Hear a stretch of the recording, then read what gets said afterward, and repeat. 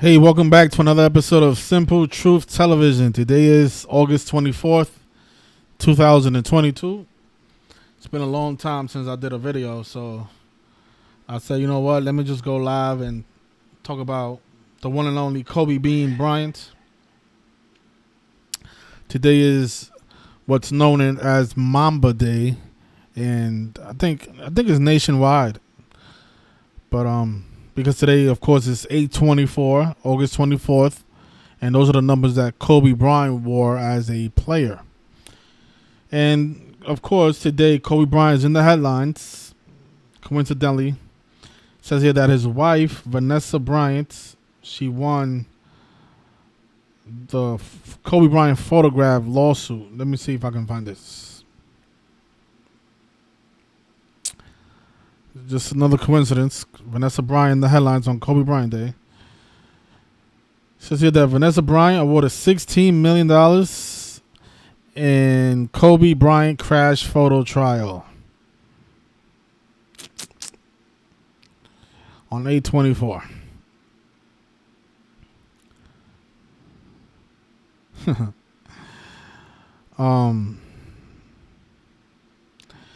Before we talk about this, I want you guys to watch this video with me. I'm gonna play it. I haven't seen it.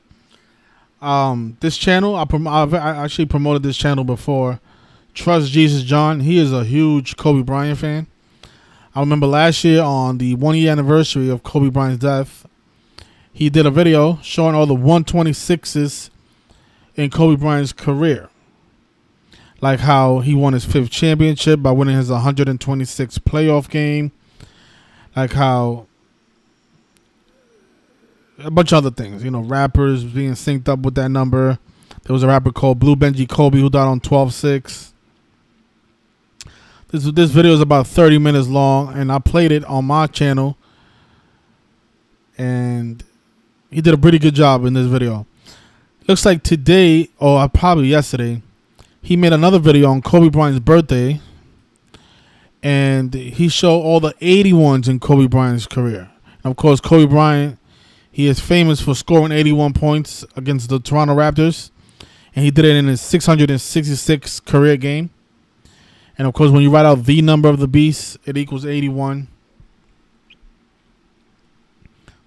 in Gematria. And of course, 666 is known as the number of the beast. And it was in Kobe Bryant's 666th career game, the day he scored 81 points against the Toronto Raptors. And if you write out Mark of the Beast, it's also 81, and it's also 54, just like Kobe Bean Bryant. Right? And of course, Kobe Bean Bryant scored 81 points, and his name equals 81. How convenient. But looks like Trust Jesus John, he did a longer video, about 30 minutes. And he showed how many times that number was synced up with his career. So we're going to watch this video. If you guys want to call in, you can call in after the video's over, and we could talk about Kobe Bryant and all the stuff that they've done in baseball. Like the Dodgers yesterday picking up their 44th home win on Kobe Bryant's 44th birthday. Something we nailed on Patreon, by the way. And today, the Brewers can pick up their 58th loss of the season. Kobe Bryant equals 58. That's just like Los Angeles Lakers. 58 is a huge number with Kobe as well. But before we get into all these other things, let's watch the video and see it. Again, I'm watching this for the first time along with you guys, so I'm going to be stopping the video to make sure that I understand everything. And if he says something that I think you guys might not understand, I'll clarify it for you guys, because there might be a lot of new people here. Whenever you write Kobe Bryant on the title of a video, a lot of new people tend to find the work. So let's play the video, and then we'll talk some more about some other things.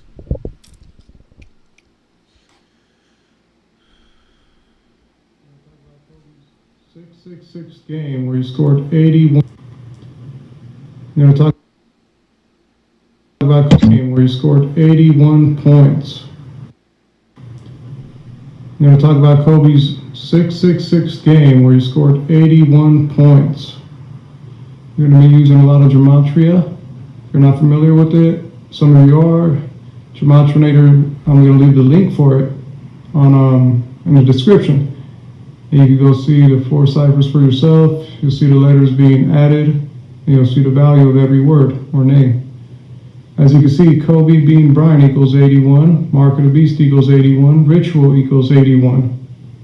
Two times. That's why I have it up there twice. Many of you who are familiar with Gematria already know that. You're familiar with the 81 and Kobe. I'm going to go into more detail with this game. As you see, number 2, 81-point game was 81 days after the start of the 05-06 season for the Lakers. So Kobe just happens to score 81 points after, 81 days after the season started for them. Just a bunch of people would just call it, oh, it's a coincidence. That's the thing I don't understand. So his 81-point game comes 81 days into the NBA season. The thing is with this word coincidence, like, okay, I believe there is some things that could be coincidental. But now I see what he did now. So I guess all these 81s are associated with that one game. Okay, so again, like I said, I haven't watched the video. I wanted to watch it with you guys for the first time. But just think about that. All these 81s associated with just one basketball game. That's just crazy stuff.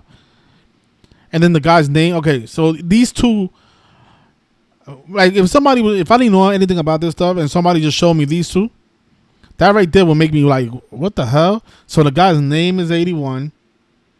He scores 81 days into the season. Like there's a lot of other things he could show me, but just those two things will make me like, wait, what? That's crazy. That's just me. I don't know. These are fixed, scripted games.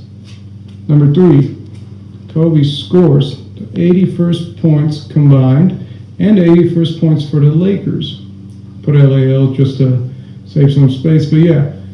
Scores 81st points combined in the game, an 81-point game, and the 81st points for the Lakers. Number 4, Lakers and Raptors combined for 419 points in their 2 games played in the 05-06 season.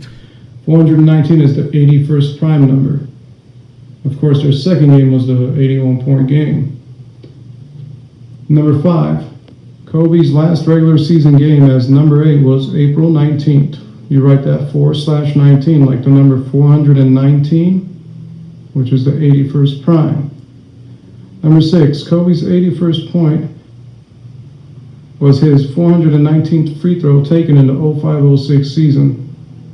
So you see how fixed that is? So right when he got his 81st point in the 81-point game, it happened to be his 419th free throw taken in the 05-06 season. And 490 is the 81st prime number. Number 7, Lakers' top 2 scorers were jerseys 8 and 1, such as Kobe Bryant and Smush Parker. Kobe number 8, Smush Parker was number 1, and they were the top 2 scorers in the 81-point game. You see, and there's a lot of things that he points out that I didn't even know. So, in case you guys are new here, everything this man is saying, you can verify it on your own. You don't have to believe anything that you watch in these videos because all this stuff is documented.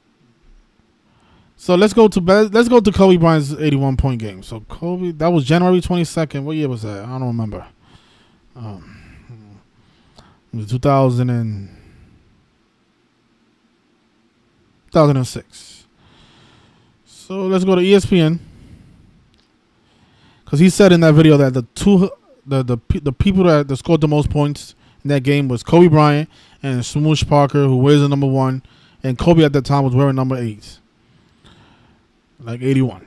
So let's go to 2006. It was on January 22nd. I remember because the Lakers won with 122 points. So here it is. Kobe, 81 points. So let's go to the box score. And let's take a look. So Chris Bosh was on the Raptors at that time. Jalen Rose, he was playing defense on Kobe. He had 17 points. He went 3 for 11. Like 1-1-3, the reverse. Kobe Bryant goes 1-1-3. The Lakers picked up their 22nd win that game. They became 11-8 at home. Isn't Toronto 118? Is 117. Okay. Okay, so here it is. Kobe Bryant. So yeah, so Smush Parker had 13 points that game. So he was the second leading scorer for the Lakers. So you had Kobe Bryant, who was number 8, and he played 42 minutes. That's hilarious. And Smush Parker, number 1. Kobe took 46 shots.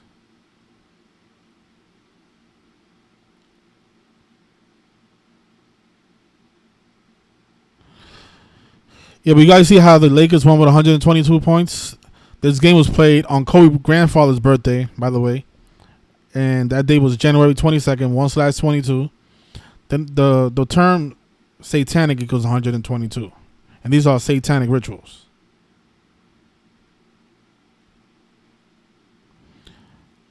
Right?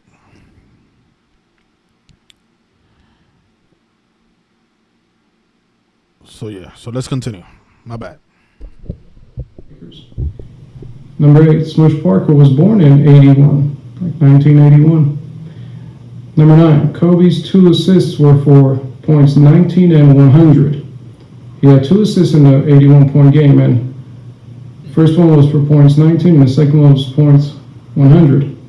And 100 is 81 points away from 19. Isn't that amazing? There's 2 assists in the game. Number 10, you're probably wondering why I have Devin equals 81. Because Devin Green did for Kobe in the 81-point game after he got his 81 points. I mean, Devin just happens to equal 81. Number 11, Vanessa equals 81. That's Kobe's wife. So it's a very big number with Kobe and his wife. Number 12, Sasha Vujacic equals 81. Probably wondering why I have him there, but you'll see throughout the video later on. He'll be mentioned a bit more. Number 13, Lawrence Tanner's birthday leaves 81 days remaining in the year. Lawrence equals 81.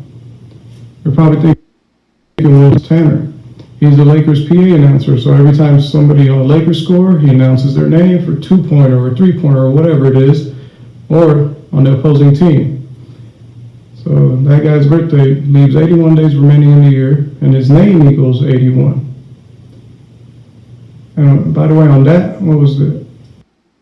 October 11th, and the Lakers won the 2020 NBA championship on October 11th, leaving 81 days remaining in the year because it was a big ritual. That's what it was. Lakers won the 2020 NBA championship on Father-Daughter Day. Should remind me of Kobe and Gianna. Number 14, Kobe's last tweet was at 10:39 p.m. 10:39 p.m. leaves 81 minutes remaining in the day. Number 15, Jason Tatum texts Kobe at 4:19 p.m. Isn't that interesting? Jason Tatum sends Kobe a text. This was a few months ago when he was going to Game 7 in the Eastern Conference Finals. And like I said, everything could be verified. So let's look up that Jason Tatum tweet. I remember that. That was during the playoffs. He tweeted at that guy for some reason. He says that he tweeted him at 419. 419 is the 81st prime number. So let's look up that tweet.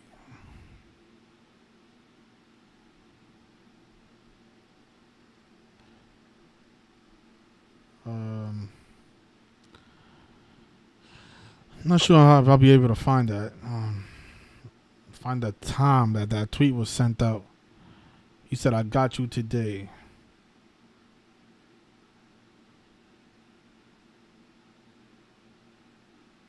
Oh yeah, he did. Look at that. He tweeted Kobe Bryant at 4:19 p.m. Actually, he didn't tweet him. He sent him a text message. He sent Kobe Bryant a text message at 4:19. And if you didn't know, 419 is the 81st prime number. Again, Kobe being Bryant equals 81. And there was another 419 that he Trust Jesus mentioned in that video, I think on April 19th.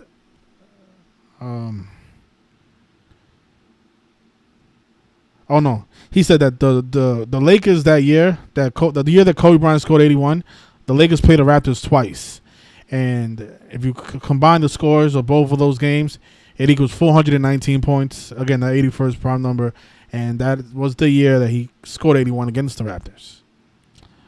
See, everything can be verified, you guys. None of this stuff is conspiracy theory. Like, this stuff is all fact.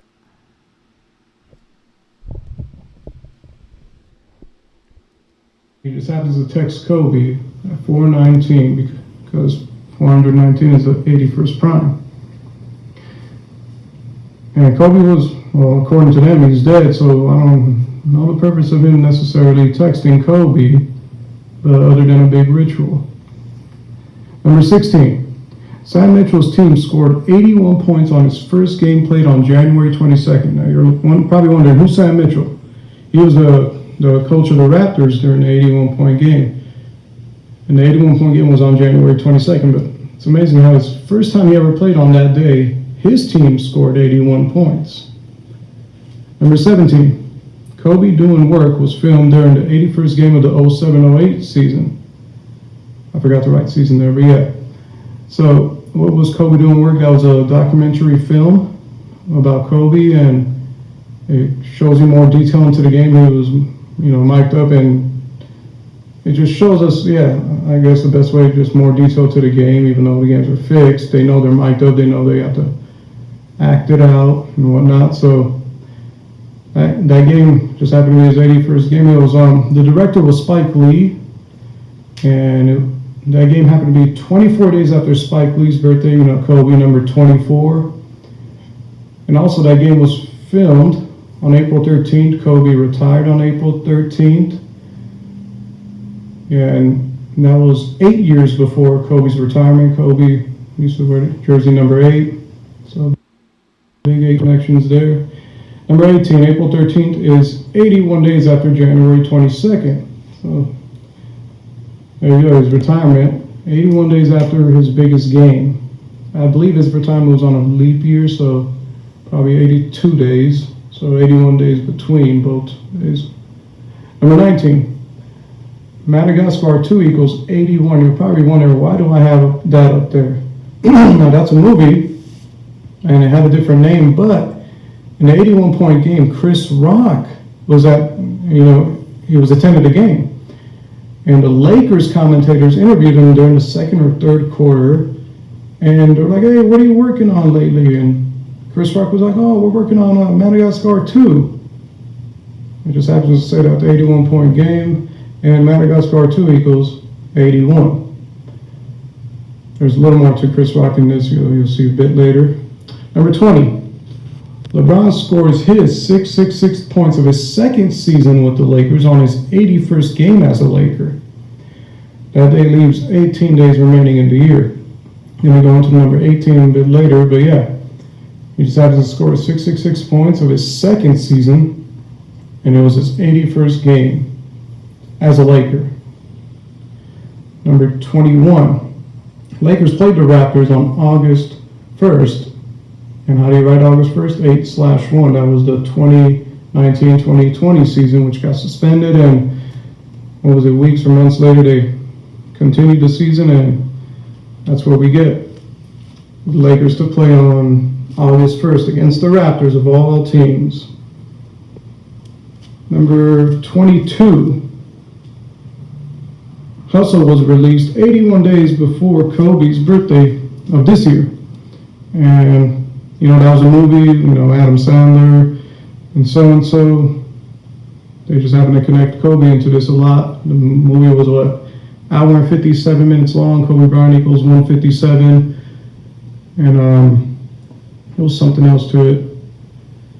I believe the other main actor in this movie, it was released 248 days after his birthday. And Kobe's jersey number is 24 and 8. So I found that very interesting. There was a bit more to that movie with Kobe, but let's move on. 23.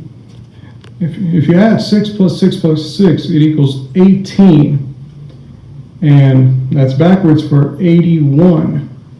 It was Kobe's 666th game. We're going to get into this number 18, how big it was in this game. Number 24, the Lakers were down by 18 points in this game. We move on. Number 25, the Lakers won by 18 points. So they were down by 18. They end up winning by 18. Number 26, Kobe missed 8. All right, let me see. I don't remember that game. That was a long time ago.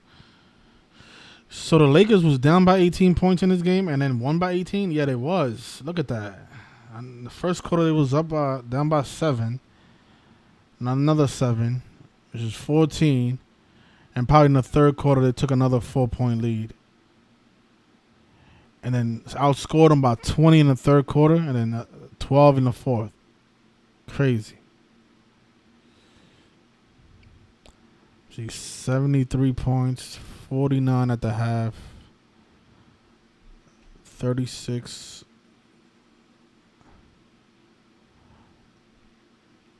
That's funny how the Raptors scored 41 points in the second half. That's funny.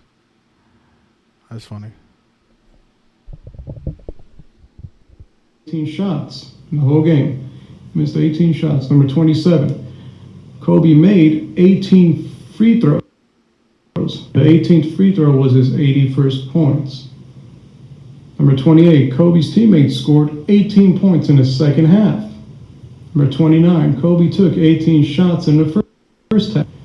Number 30, Kobe made 18 shots in the second half. Number 31, number 18 took the last shot of the game. Number 18 was Sasha Vujacic, which I mentioned earlier, who equals 81.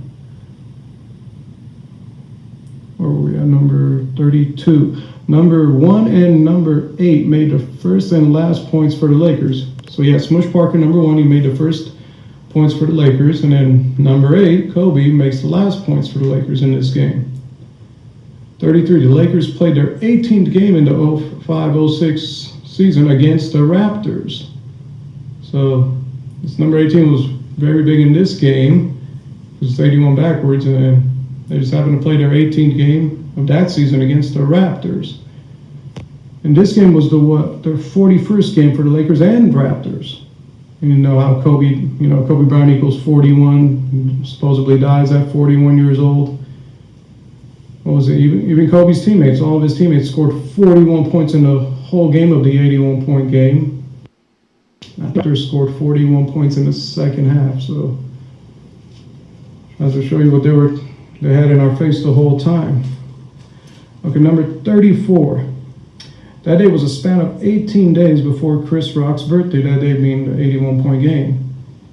So remember, he was there, he was being interviewed by the Lakers commentators, and just happened to be a span of 18 days before his birthday. Number 35. If you add 1 through 36, you get 666, a triangular number. And let me go more into detail with that. For example, if you have... Okay, you're right about that. So 666, that's the 36 triangular number, and the Raptors scored 36 points in the first quarter. Right, you add 1 through 36, it equals 666, and this game was Kobe Bryant's 666th career game. And again, that is the number of the beast. You write out number of the beast, it equals 81, like how you scored 81 points. So. 1 plus 2 plus 3 plus 4, all the way to 36, you'll get 666. Lakers gave up 36 points. Where is it? Sliding is pretty bad right now on the side. Lakers gave up 36 points in the first quarter. Toronto equals 36 and 36. They equal 36 twice. They give up 36 in the first quarter, and I believe that was the most they gave up in the first quarter that season. And that's very interesting about this number 36, because remember the Lakers, they won by 18 points. Where is it? Right there. Lakers won by 18 points, and they were down by 18 points in this game. 36-point swing. What is that? A 36-point turnaround.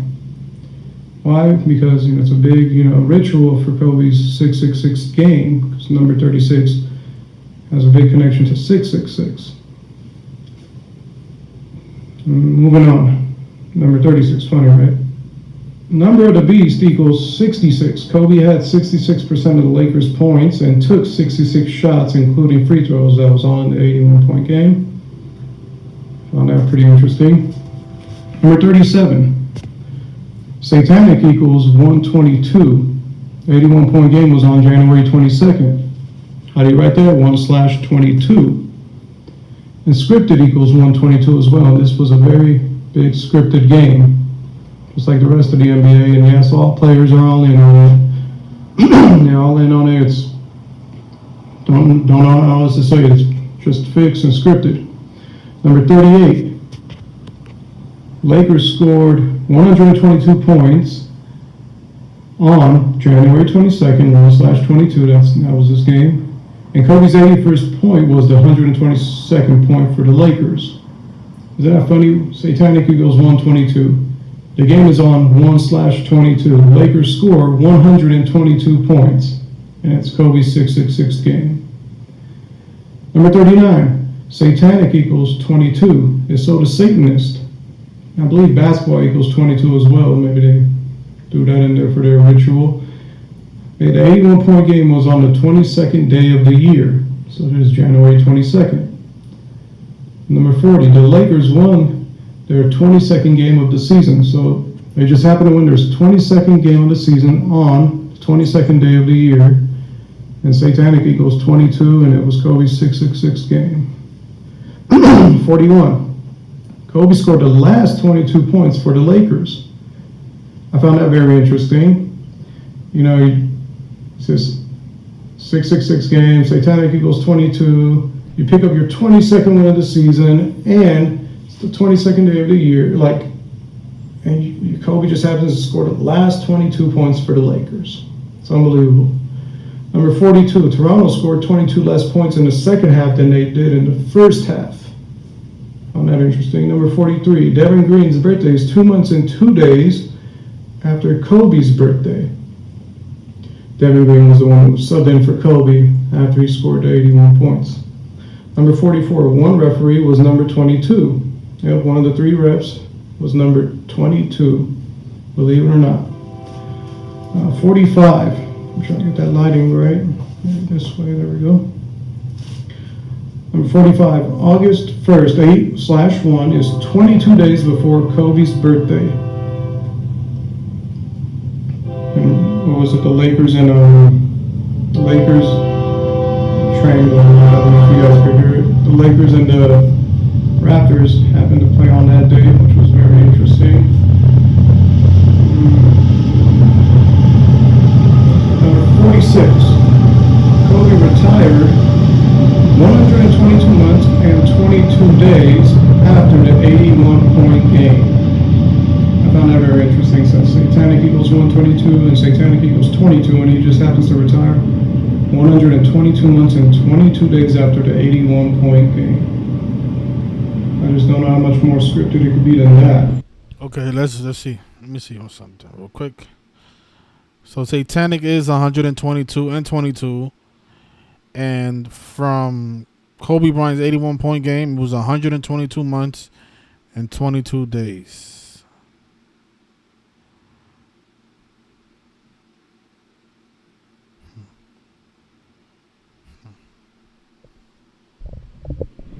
That's unbelievable. So, moving on to number 47. As you can see, Bryant equals 26. And Kobe scored 26 points in the first half and died on the 26th day of 2020.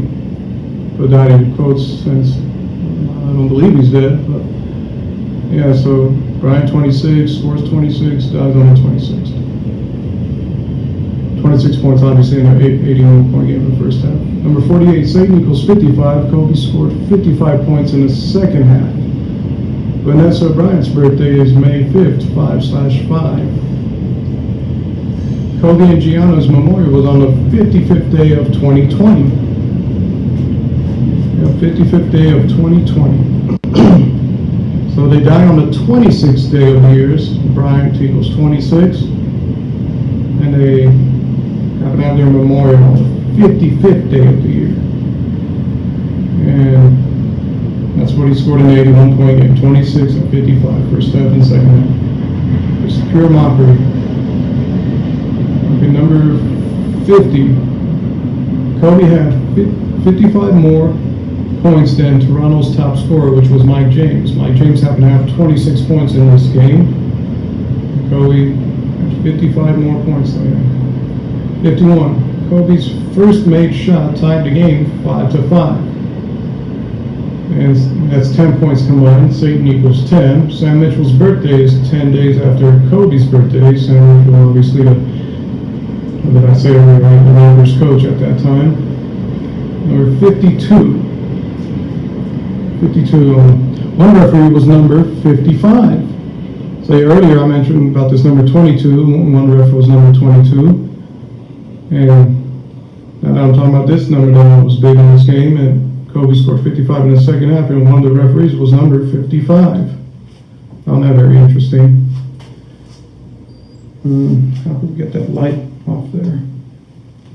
Let me move back a little bit. There we go. I'll just do it. 53. 6 times 6 times 6 equals 216. Both teams scored 216 points combined after Kobe's first made shot in this game. 54. This game was a span of 21 weeks and 6 days after Kobe's birthday, like 216. 55. This game was a span of 21 weeks and 6 days before Mike James's birthday, the top scorer for the Raptors. So, span of 21 weeks and 6 days after Kobe's birthday, the top scorer for the Lakers, and it's a span of 21 weeks and 6 days before Mike James's birthday. Amazing. Number 56. Lakers versus Raptors on August 1st was 216 days after the last game Kobe attended. Some of you might remember Lakers Mavericks, Kobe and Giannis last game attended. And 216 days later, Lakers versus Raptors on 8/1. Number 57. Kobe's 81st point was the 224 points combined. Toronto Raptors equals 224. 58. This game was a span of 224 days before Sam Mitchell's birthday. It's funny how they did a lot of rituals with that, with their coach. It's pretty interesting. 59. Kobe and Gianna's memorial was February 24, 2/24. Like how Kobe's 81st point was the 224 points combined. Gianna number 2, that's what she wore. Kobe number 24. I think, if I'm not mistaken, I think the name Kobe Bryant in the Francis Bacon cipher equals 224. Let me just verify that. It's either Francis Bacon or Frank Baconis. So Frank Baconis. In the Frank Baconis cipher, Kobe Bryant equals 224. And, of course, their memorial was on February 24th. Of course, Gigi wore the number 2, Kobe the number 24, like 224. Toronto Raptors is 224. Yeah. 2/24 was their memorial. Number 60, Toronto ended the game with 104 points, and we're going to talk about that right now. 61, that day was 104 days before Kobe wore number 8 for the last time. I found that interesting. 104 days later, after the 81-point game, Kobe just had his number 8 for the last time. Number 62, Sasha Vujacic took and missed the last shot of the game. It was his 104th missed shot of the season. And I believe that was his 157th shot taken in this season. Kobe Bryant equals 157. 63, Chris Rock equals 104. 64, Kobe retired on the 104th day of 2016. Well, if you ignore that 0, 216, which I talked about earlier, which they like to do, is ignore the 0. 65, Stephen Curry plays the Raptors with 81 points in the 2019-2020 season. Stephen Curry ends up with 104 points in the season after that game. So he got injured in like his 4th game of that season, and he had 81 points, and he misses 58 games, I believe. Kobe Bryant equals 58, and he comes back to play the Raptors with 81 points. And that was his last game of the season. He ends up with 204 points in the whole season. 66. Mark of the Beast equals 144. The 81-point game was 144 months after Sam Mitchell's first game played on January 22nd. And that's when his team scored 81 points. That was 1994, I believe. 67. Kobe died 14 years and 4 days after the 81-point game. Mark of the Beast equals 144, and he dies 14 years and 4 days after the 81-point game. 68. This one's very interesting. Kobe leads the NBA with 14,481 missed shots. And he just happens to die 14 years and 4 days after scoring 81. Found that interesting. And they probably did 2 and 1 there with the 144 and 81, since Mark of the Beast equals 144 and Mark of the Beast equals 81. Number 69. Natalia Bryant was 157 weeks old on January 22nd, 2006. Kobe Bryant equals 157. And he dies a span of 157 days from his birthday. All right, Natalia Bryant's 240th post on Instagram was on August 1st of this year. I found that interesting because Kobe number 24, and she just happens to have that on August 1st. You can go look for yourself on Instagram, you'll see it. Number 70. Number of the Beast equals 87. 666 also equals 87. Lakers took the lead in the second half with 87 points. What was it? The Lakers are, oh, there we go. The Lakers are plus 87 in the season after the 81-point game. So I found that very interesting as well. After they won that game, they have 87 more points than their opponents in all 41 games they played. The number of the Beast equals 87. I believe Sasha equals 87 as well when he took the last shot of the game. Number 71. Mike James misses games 18 and 37. That was in the 05-06 season. And I found it interesting, if you add those two, you get 55. Or if you times them, you get 666. And also Bryant equals 37. 72. Number of the Beast equals 174. Michael Lamont James equals 174. That's Mike James' full name. And his birthday is the 174th day of the year. I forgot to put the TH for the 174th. But yeah, his birthday is the 174th day of the year. And his name equals 174, and so does Number of the Beast. He just happens to be the top scorer for the Raptors in the 81-point game. Number 73. Bastian Bargain. Some of you that about Gematria heard about this. Means, you know, deal with the devil equals 143. Okay, I found this interesting. Kobe scores 26 and 55, first half and second half. If you times those, you get 1,430. And Kobe scored 1,430 points for the rest of the season after the 81-point game. I thought that was pretty crazy. Number 74. 823 is the 143rd prime number. It's like fasting bargain equals 143. Kobe's birthday is August 23rd, 8/23. Number 75. 1:43 p.m. is the 800. Number 73. Kobe prime. I like that. I like that a lot. So Faustian bargain. That's the deal with the devil, right? Faustian bargain equals 143, and the 143rd prime number is 823, like Kobe Bryant's birthday.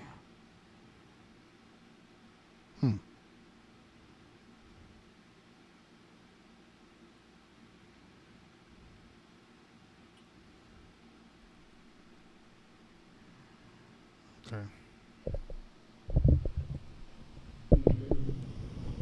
Fasting bargain equals 143. Kobe's birthday is August 23rd, 8/23. Number 75.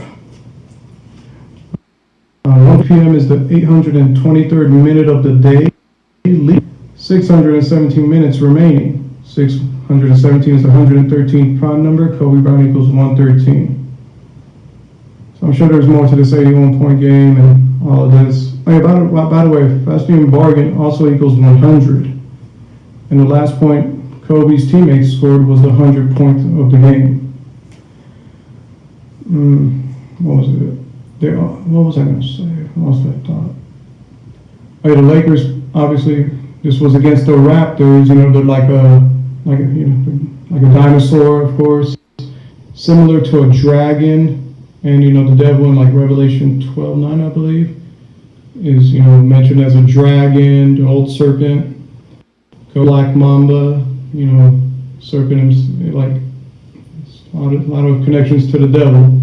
That's why I think the Lakers played the Raptors, because the similarities with the dragon and that, and it's obviously symbolic. The devil's not an actual dragon, but reading Revelation 12:9, you'll see how he's called the dragon and so and so. But also the biggest celebrity fan for the Toronto Raptors, many of you know him, just one of many wicked music artists named Drake. Well, the name Drake also means dragon, and he just happens to be their biggest celebrity fan for the Raptors. Yeah, that's all I have for this video. I'm sure there's so much more in this game. You can leave it in the comment section if you notice more connections. Since I have more room on this board, I put, as you can see, let me zoom into that. There we go. As you can see, 1978 plus 2020 plus 2006 plus 2020. That's the years Kobe was born and he supposedly died, and that was the year Gianna was born and supposedly died. You'll get Kobe's jersey numbers, 8,024. They wrote a 0, so 824. I also put 1/22 like January 22nd plus 1/26 like January 26th. That was his biggest game, 81 points. And that was the day he supposedly died, January 26th. If you add those, 122 plus 126, you get 24 and 8. Found that pretty interesting. But yep, NBA is just like the WWE. Scripted, fake. A lot of people still think it's real. I don't know how you get past, Kobe being Bryant equals 81, Mark of the Beast equals 81, and then snaps and scores 81 points for a 666 game. To me, that's unbelievable.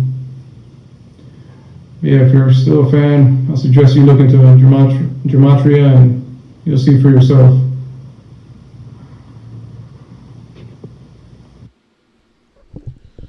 So great video.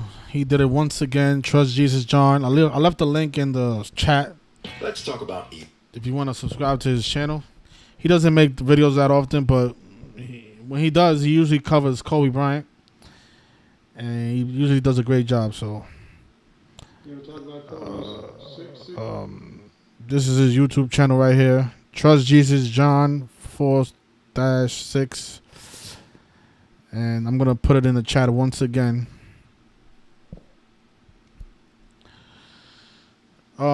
Let me call back. Roll called while the video was playing.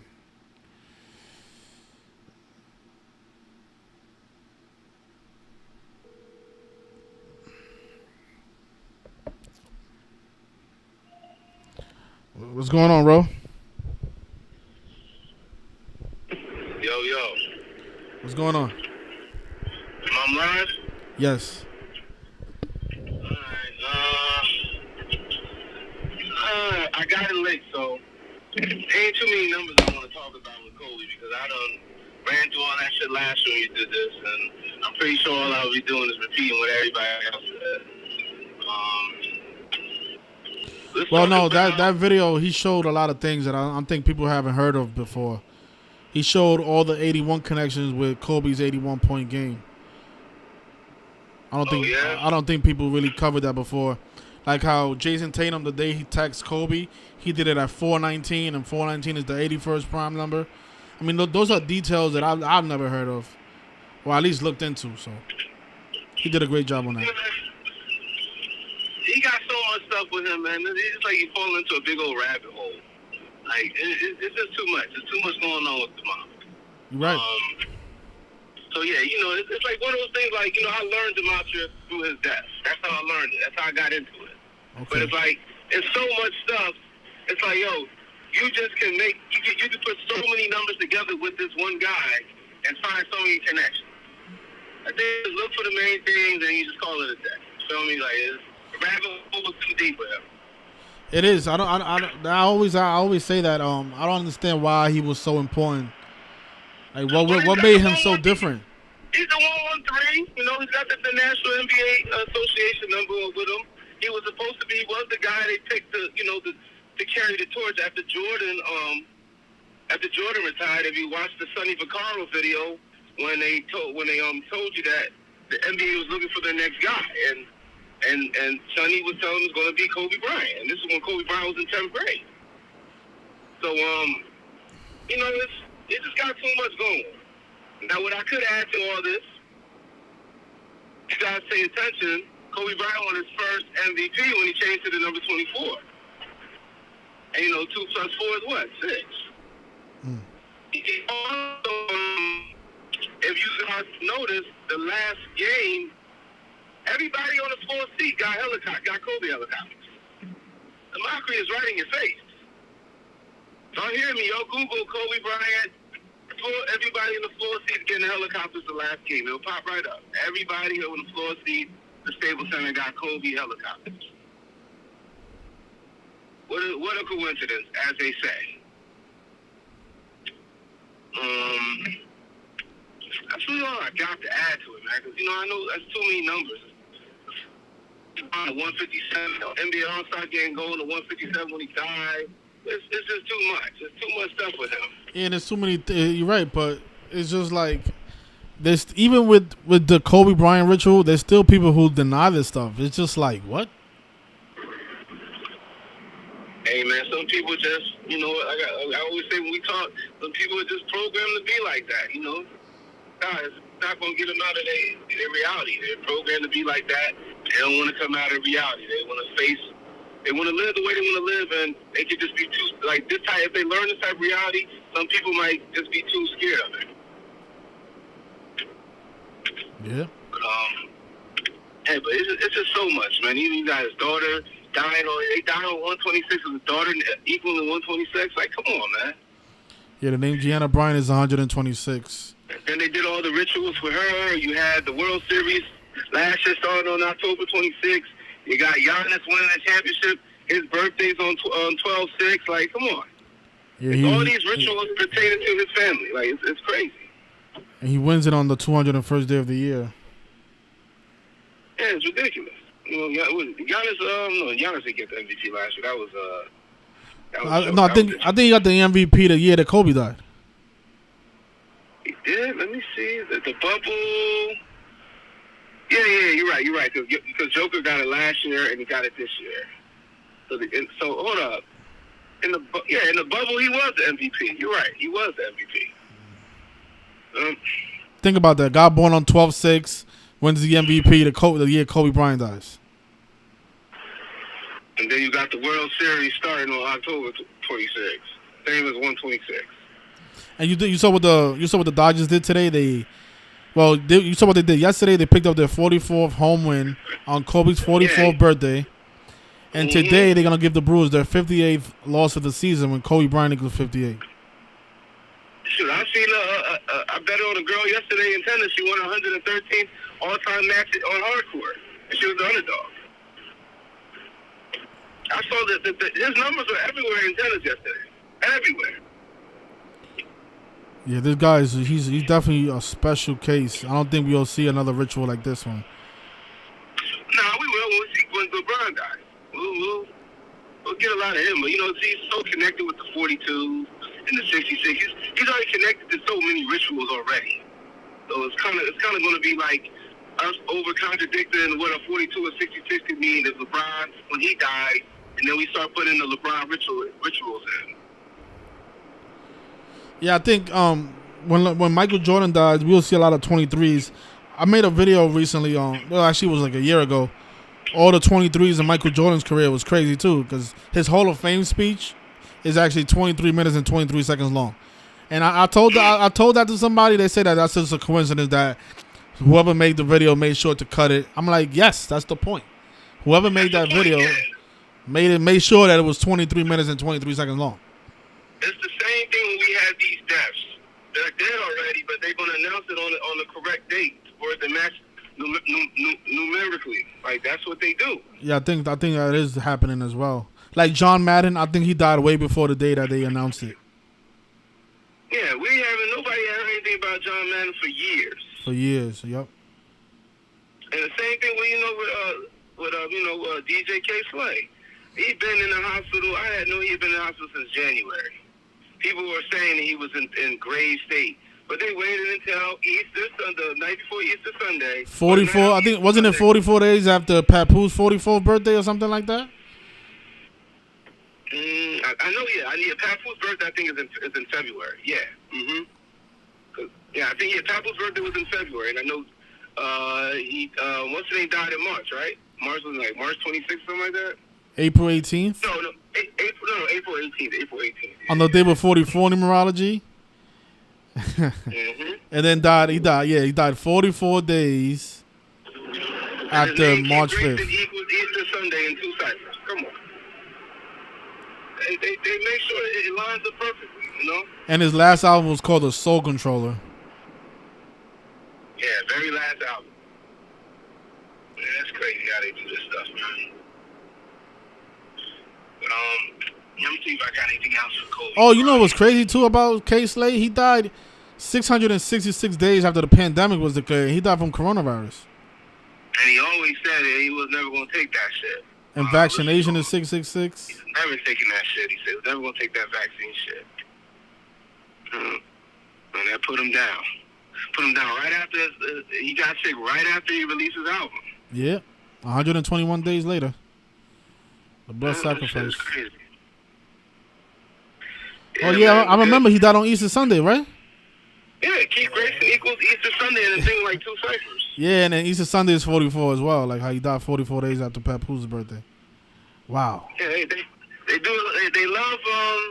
Since I've been learning this knowledge, it seems like Easter Sunday is a time when they crucify a big time person in the hip hop industry. They like doing this. Yeah, his name is also 172, like the Jesuit motto. And Miriam the Glorium. And I also do think, Arthur, like, some of these guys don't know, man. They just die and they everything is put together. I don't think everybody knows this shit. You know what I mean? You always go back and forth on that. Yeah, we do. I don't think everybody knows this, man. It's just like, man, maybe you're right, man. I don't know. I don't have any proof to confirm that. So it just logically it don't make sense to me. Big into it, like those big, like I'm sure Brady knows about this shit. Michael Jordan knows about this. But wait, when you say know about this, do you mean like the players on the court know about the script?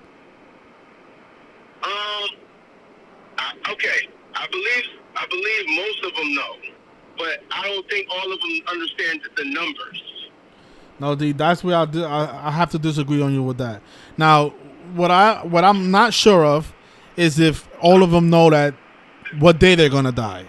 I don't know if they know that. But the fact that if you asking me if they know that the script of the game and is all controlled by numbers, I'm pretty confident. I'm 99% sure that they all know. Now I don't know if they know about the death date. The guys on the bench know about Gematria.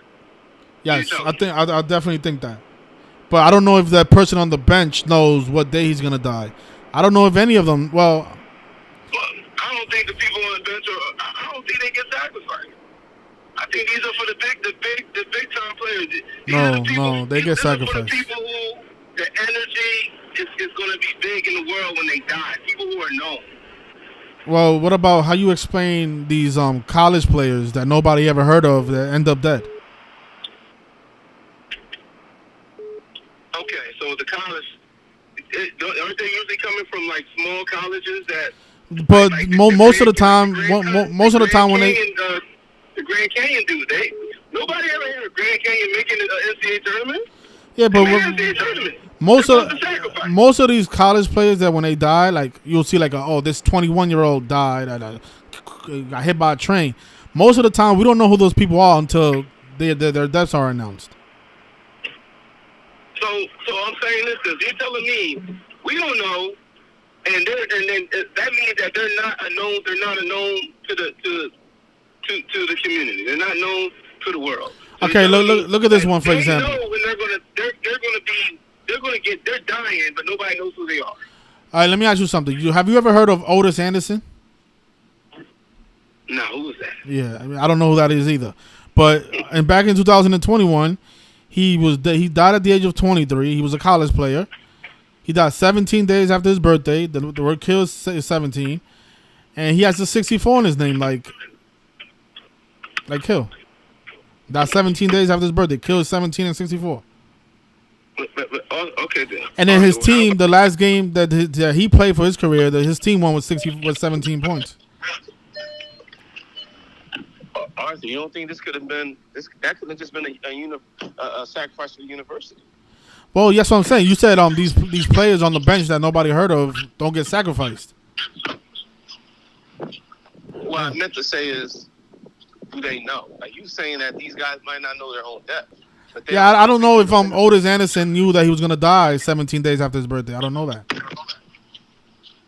But his name does equal Jesuit order. Now, do I know? Can I confirm to you that Otis Anderson knew the script? Well, he did know the script. I'm saying, did he know that his death date? Did he know that he was going to die 17 days after his birth? I don't know that. But while he was on the field playing football for UCF, he definitely knew the script.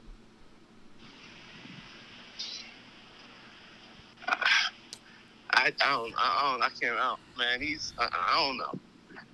Okay, so this is what I asked one person that asked me this the other day. Collegiate athletes, I can't say that I know that they know that the script or anything, and they're not even getting chosen to go to the league. They're dying in college. I don't know if I can go with it. I mean, this guy was pretty young though. This guy was only 23 years old. I don't know if he knew that he was gonna die at 23. They should be young. They should just be turning into adults. Yeah, but okay. So this is the question that I asked somebody that called my show saying the same something similar to what you're saying. So you remember when Kobe's like that game that video we was playing, Kobe's 81st point game? Yeah. Kobe Bryant's teammates, they scored 41 points that game, including the players on the bench. 81, 41, 122, yeah. Okay, so if the last game of the season, he had the team at 41. Yeah, exactly. So those two games, the team came out the game with 4.1 seconds. Yes. So those two games, let's talk about those two games for a second. His teammates had 41 points. So if his teammates didn't know the script, how did they end up with 41 points? Both of those times. Well, listen here. Aren't you the one? Don't we all agree that this shit is there's devices in that damn or magnets in that damn hoop? Okay, but if you play basketball, and you told me that you played basketball before. Mm-hmm. When you shoot the basketball as a player, because the thing is, you don't have to, like, let's say I'm Smoosh Parker, and do you think Smoosh Parker knew the script? No, I don't. I mean, Smoosh Parker was the second highest scorer in that game. He's number 1, Kobe number 8, and that was a big 81 ritual. But what I'm saying is, yeah, he was. That was yeah. So what influenced Smoosh Parker to take those shots to end up with 13 points? Because if I'm a player and I don't know the script, I could just I'm noticing how hot Kobe is. I don't have to take any shots. I could just give the ball to Kobe every single time. Because I'm like, no, nobody can stop Kobe Bryant. He has 60 already. I'm not going to take these shots. This is the thing where you got to go look in the game. You realize that they were losing until the fourth quarter, right? They weren't winning. Yeah, they was down by 18, and then they took an 18-point lead. Right, 18, the reflection of 81. We need to see when Smoosh Parker scored those points. Because they were losing. They weren't winning. But what I'm saying is, if I'm a player on the court, I don't have to take the shots. Even if they're using technology, I can choose to pass the ball. So, yeah, that's true. Okay, so what you're just saying to me is that it was just organically or just a coincidence that those players I decided. don't think everybody knows the script. I understand that, but what I'm trying to show you that's impossible. I'm trying to paint the scenario for you because it's impossible for Kobe Bryant's teammates to score 41 if each player doesn't know the script. Because, like I said, if you don't know the script, you don't have to shoot the ball. You can pass it. So even if they're using technology or not, I can say, you know what, I'm not taking this layup. I'm giving it to Kobe because he's on fire. All right, so Arthur, then, so you're also saying when the Lakers, after the Kobe death, when the Lakers and the Clippers played, when this game was scored 81-81 in the third quarter, you think that was, you think, do you think technology did that or the players know the script? Well, both. I think players know the script and the technology helps it be perfect. I can agree with you, but I don't believe everybody knows the script. But that's impossible. I just explained that how that's impossible. The referees play a big part in everything too. But I just explained to you. I just explained to you how that's impossible. The way they wanted to be. Okay, can you explain to me then how it's possible for his teammates to end up with 41 points? Bro, only thing I have to say is this. Wasn't the man averaging like 50 points for like 10 games in a row? Then he had like 60, 62 or something like that the game before in Dallas? I'm asking you, how is it possible for his teammates to end up with 41 in two different games if his teammates did not understand that there was a script going on? How is it possible? Because like I said, you don't have to shoot the ball. Just because they're using technology, I don't have to shoot it. I could give it to Kobe. So that's gonna mess up the script. If I don't end up with 13 points to go along with Kobe's 81, I'm messing up the script. So I had to score 13. What made me score 13 as a player on the bench? Nah, Swiss was starting for them that year. He was starting point guard. Okay, so let me look at. I'm gonna go back to that game, and I'm gonna show you. I'm gonna. Kobe Bryant, Kwame Brown. All right. I'm gonna ask you what players you think was in on the script. Let me go back to that game. Let me go back to the box score. Because you're saying because Swoosh Parker was starting that now he knows the script because he's a starter. Which one is it? Is either you're starting and know the script or you're not? Who knows the script according to you? Look, brother, I don't think they are told a specific point to score. I think they know the script of who's supposed to win or lose. Not everybody knows it, though. I don't believe everybody knows it. Okay, so who knows it and who doesn't know it according to you? The 41 thing is more of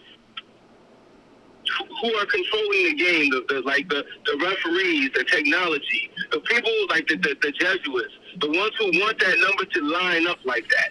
I believe they're the ones who are really all in it, and they make sure with the technology and the help of the refs that that's what the other teammates are going to score. But I don't have to shoot the ball. But also look at this: those two games, Kobe Bryant, those are probably the most shots Kobe ever in his career in those two games. Okay, so he took over 50 shots in the Utah game. Let me ask you something. Took over 50 shots in the 81-point game. Sasha Vujacic, does he know the script? No, I don't think so. So Sasha Vujacic, he ended up with 3 points. Okay. So explain that to me. 3 points, and they were and Kobe, and they were known for not getting no help that year. He was the leading scorer in the league. I'm saying if Sasha Vujacic doesn't score 3 points, Kobe Bryant's teammates only score 39 or 38. What is Sasha Vujacic? If you've been watching basketball, what is he known for? He's a shooting guard. He's known for shooting threes. Okay, so what did he not? Isn't that his script to shoot threes? He doesn't have to shoot though as a player. He doesn't have to shoot it. He could pass the ball. He only took 3 shots that game, but he played 14 minutes. He could have took way more shots in those 14 minutes, or he could have took a lot less shots in those 14 minutes. You don't have to be on the court and shoot the ball. For example, Luke Walton that game, he played 14 minutes, but he didn't take as many shots as Vujacic. He never takes shots. He's always been a facilitator. Okay. So what about this guy right here? Devin George, a pretty decent player. All he does is shoot threes and play defense. That's all he does. Devin, okay. Devin, oh, okay. What about Bryant Cook?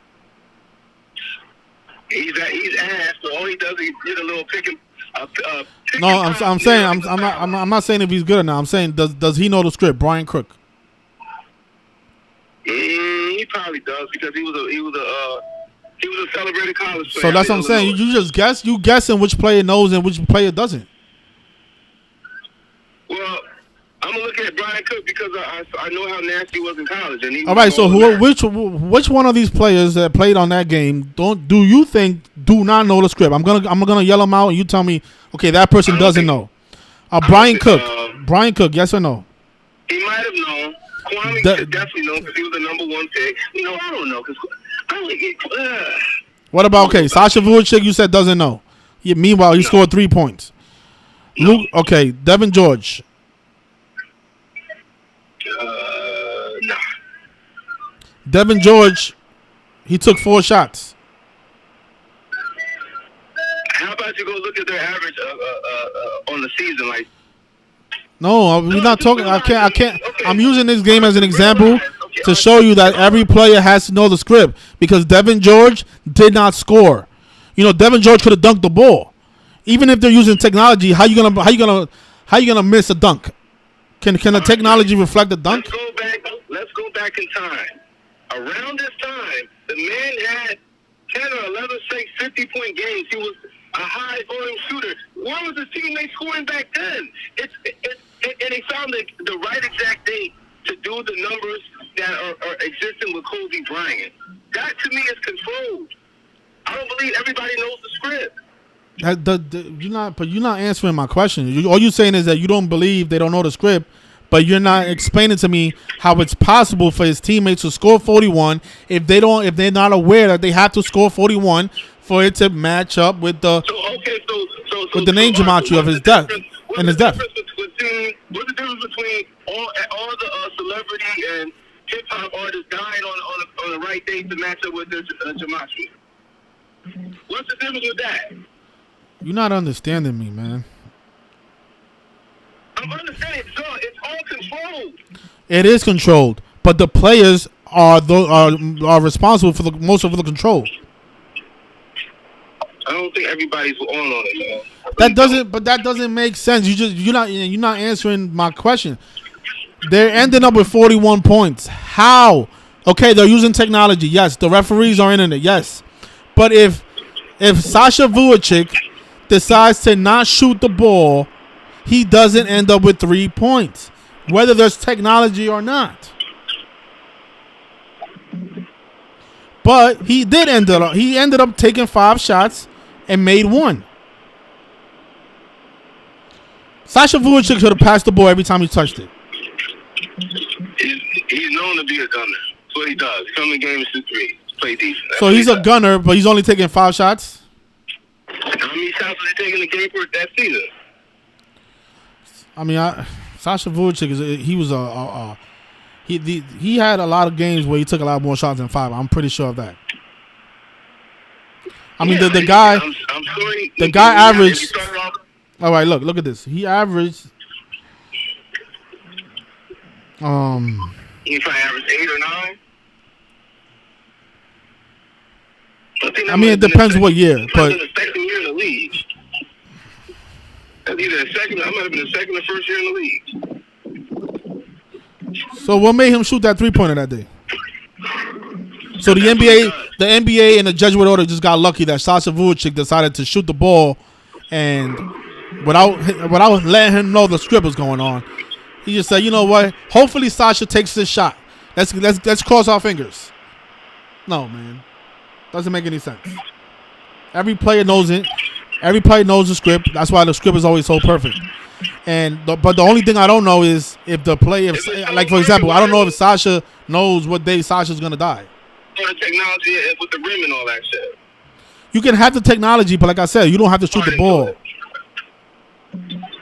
If I don't shoot the ball, and this is another thing, right? Since you play basketball before, if you take a shot, the minute the ball leaves your hand, you know whether that ball is going in or not. Yes? Yeah, majority of the time, yeah. Yeah, the majority of the times you know if it's going in. So if you shoot the ball, and in his case he's such a great shooter, but yeah, he only made one shot out of 5. He shoots the ball, he's like, oh, that's missing, and then he notices that the ball is turning in the air, because you can tell. Oh, if it's turning in the air, you're just all you're doing is proving my case about the technology helped it make sure they scored 41 points. Your case cannot be proven because you can't even prove your own case. That's why you haven't answered my question yet. If I decide not to shoot the ball, how do I end up with 3 points? See? You can't prove your own point, but you want me to prove it for you? I'm not going to prove your point because your point cannot be proven. 1 for 5, Arthur, he scored 3 points. He didn't have to take those 5 shots is what I'm saying. It's like, okay, that's like me watching the game. I know the fucking triangle offense. Sasha Boycic, he's always open in the corner of the 3. Oh, but today, he doesn't want to take those shots. Yes, now it's possible. Shit like, it's possible. It's possible. Why not? He knows the script. Why is that impossible? Look, man, I stand firm on thinking that everybody does not know the script, bro. Everybody might know who's supposed to win or lose, but they don't know the gematria, and they don't know how many points that somebody is supposed to have. Kobe Bryant probably knew he was supposed to get 81 because it seemed like he was training himself to make sure he had 81 on that specific day. He could have been able to score 100 points against Dallas the game or two before that. Listen, man. But he played all 4 quarters. Basketball is no different than the movies. The actors all know the script. Basketball is entertainment. There's a script involved. Everybody needs to know the script. You're not going to make a movie and not tell every actor the script. That doesn't make sense. That means you're telling me the ones who are on 10-day contracts, who can't even stay on the team, they didn't really know the scripts. And they can have no benefit of it when they're just getting. Don't you know that one of those players could have messed up Kobe's 81-point performance? Don't you know that? Don't you know that the people on the bench could have injured Kobe? They could have clotheslined Kobe. Kobe doesn't end up with 81 points on a 666 game. Arthur, I'm telling you, I'm going to. I'm just gonna stand firm that everybody doesn't know the script. They just know. Okay, but look, Jose Calderon, he played for the Raptors that year. He played 13 minutes. Let's say Jose Calderon, he notices that Kobe's unstoppable and decides to injure Kobe. Kobe doesn't end up with 81 points, so now they got to take him out the game.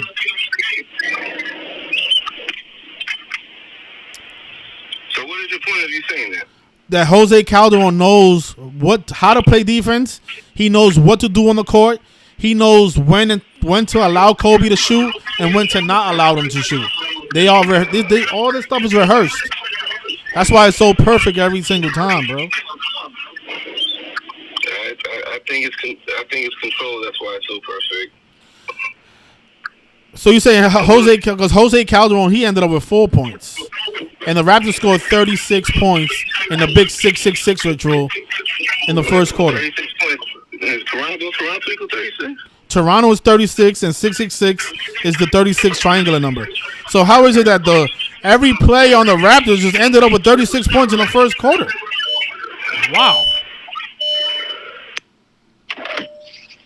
That is strange. For every player not to know the script. That is strange. Look, Charlie Villanueva, he made a layup in the first quarter. All these players, Mike James, never even heard of him. He had a layup. He had a three-pointer as well. I know who Mike James is. Yeah, I don't know who Mike James is either. No, but I know who he is. I know who Mike James is. Well, I don't. Hey, man, I don't think everybody knows him, man. That's all I can say. You think Mike James knows the script?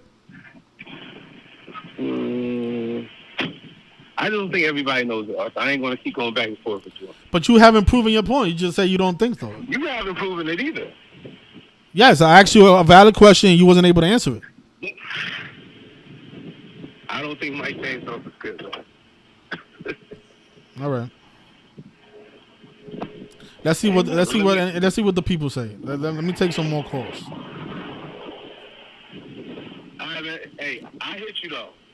All right. So if you guys want to call in and help this brother understand that in order for Kobe Bryant's teammates to score 41 points, every player has to know that there's a script. All right. Sasha Vujacic ended up with 3 points. If he doesn't shoot the ball, he ends up with 0 points. Whether they're using technology or not, as a player, you have the choice. If, let's say, you don't know that there's a script, you have the choice whether you want to take the shot or not. Just because you are a 3-point shooter, just because you're open, that doesn't mean you have to take the shot. I've been on the court. I play basketball, and I've been on the court where I'm like, okay, this guy's on fire. The minute I touch the ball, I'm giving it to him because he's unstoppable, especially in a game where Kobe has 81. I mean, why wouldn't you give Kobe Bryant the ball every single time?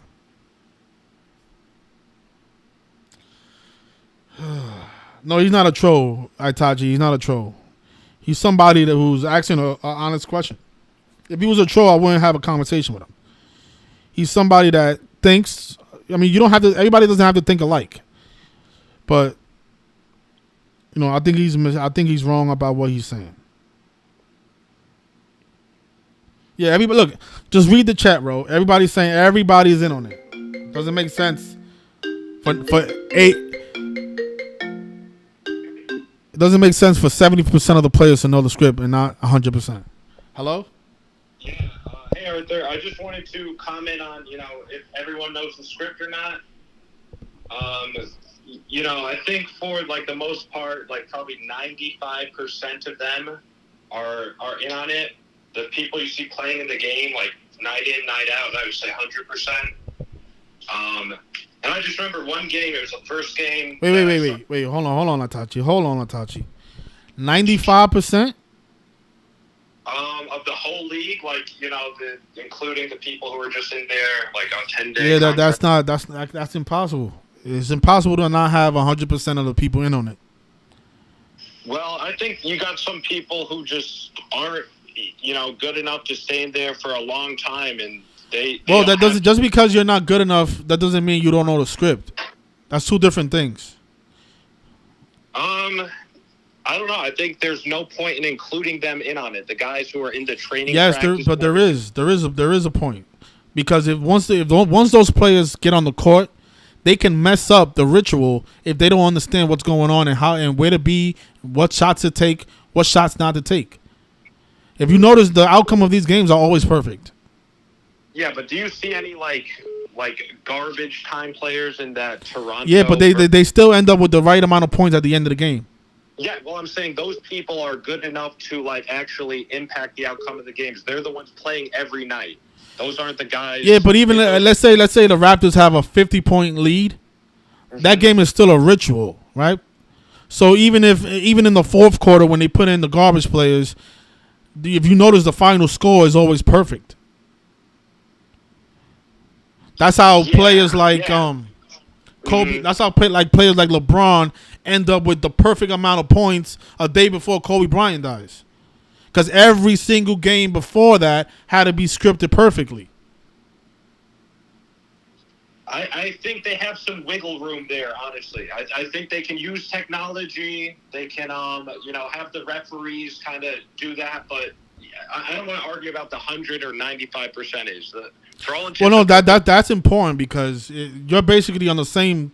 You're basically saying the same thing that Ro was saying, that every player is not in on it. Just because you're saying 95 and he's saying 70, it's not 95 or 70. It's 100%. Everybody's in on it. Everybody that has a jersey on has taken the oath of silence. Every single person. Doesn't matter if you're good or not. You put on that NBA jersey, you work for the NBA, you follow the NBA script. Okay, yeah, I mean, we can't prove that, though, Yes, you can. How would you prove that? That they're every single player, even ones that... Because every game is a perfect numerical ritual, every single game. But every player doesn't impact that, every yes, game. It does. Even when you put the garbage players in, those garbage players end up with points at the end of the game, yes? Not in every instance. Well, Like, players it's like rare Sasha in the Vujacic. playoffs. Sasha Vujacic ended up with 3 points that game when Kobe scored 81. I mean, he's not a garbage player, Sasha Vujacic. All right, so I'm gonna ask you the same question I asked Ro. Who do you consider to be a garbage player on that roster on the 2006 Lakers? I think when you're like on those teams too, it varies. I think if you're on the Lakers and you have like a star player, like Okay, so tell me a game where you think the players are not in on it, so we can go visit that game and we can look over that game.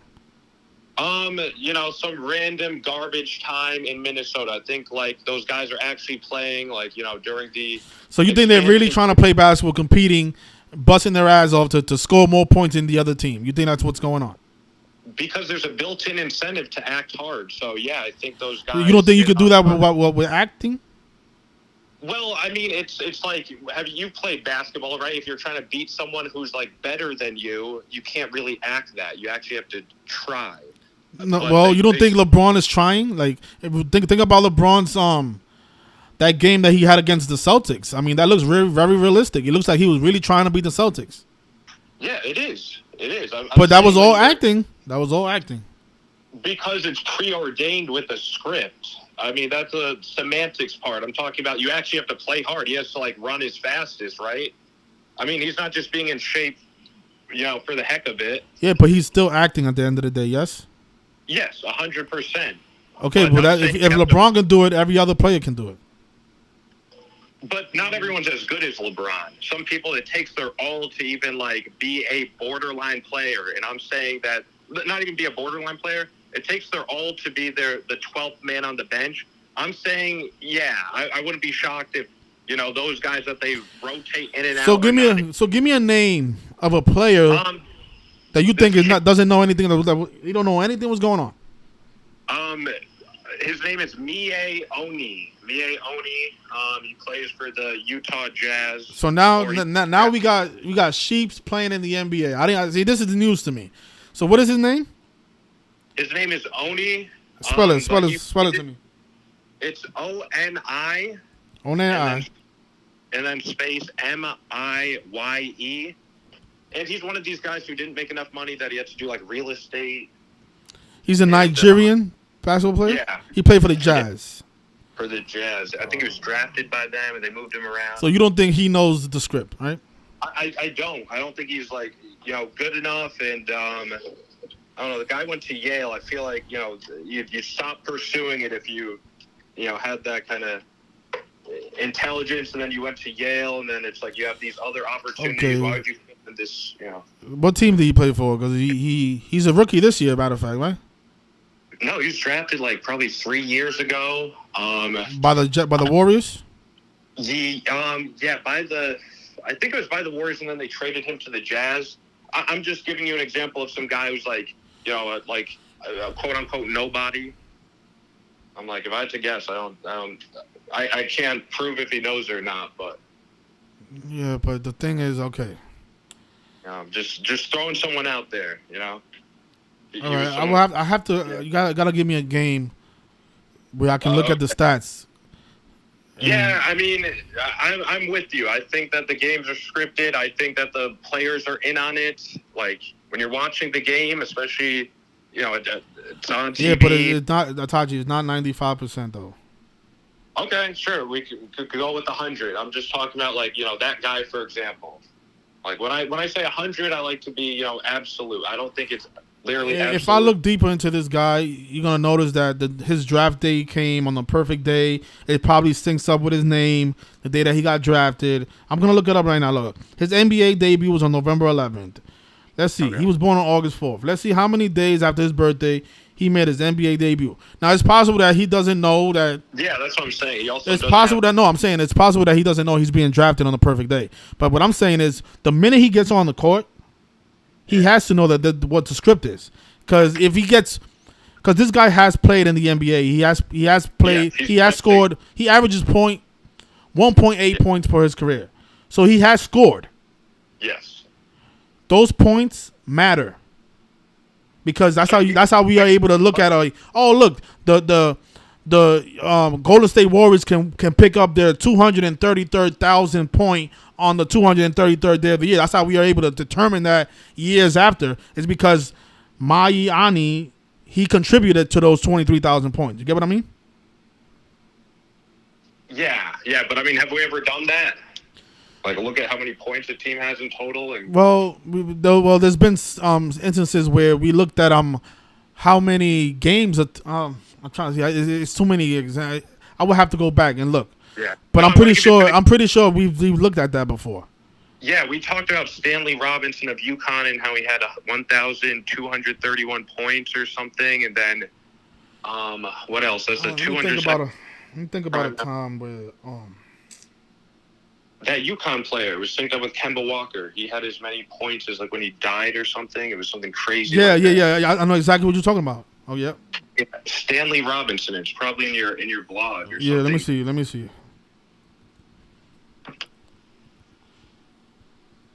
You think Stanley Robinson knows the script? He wasn't a nobody. Yeah, exactly. So that's a good question. He's a nobody. I would say he would. From college, he probably knew the script. And all right. So I look at this. Yeah. He had 1,231 career points. Yeah. In college, not even the NBA. Yeah. And that's the 202nd prime number. His name is 202. You don't think every point that he scored in his career was scripted? Stanley Robinson is not LeBron James. Huh? Yeah. So. Yeah, that's crazy. I mean, it's super hypothetical. Could it? It's coming to around the end of his career. They're like, okay, we can go with this. We can go with the 1231 ritual.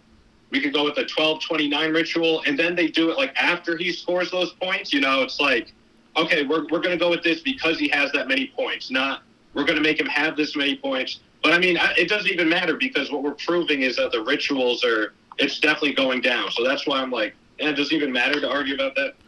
Well, it does, because if you're saying that every player is not in on it, you're trying to say that there's a part of the NBA that's legitimate, and there's no part of the NBA that's legitimate.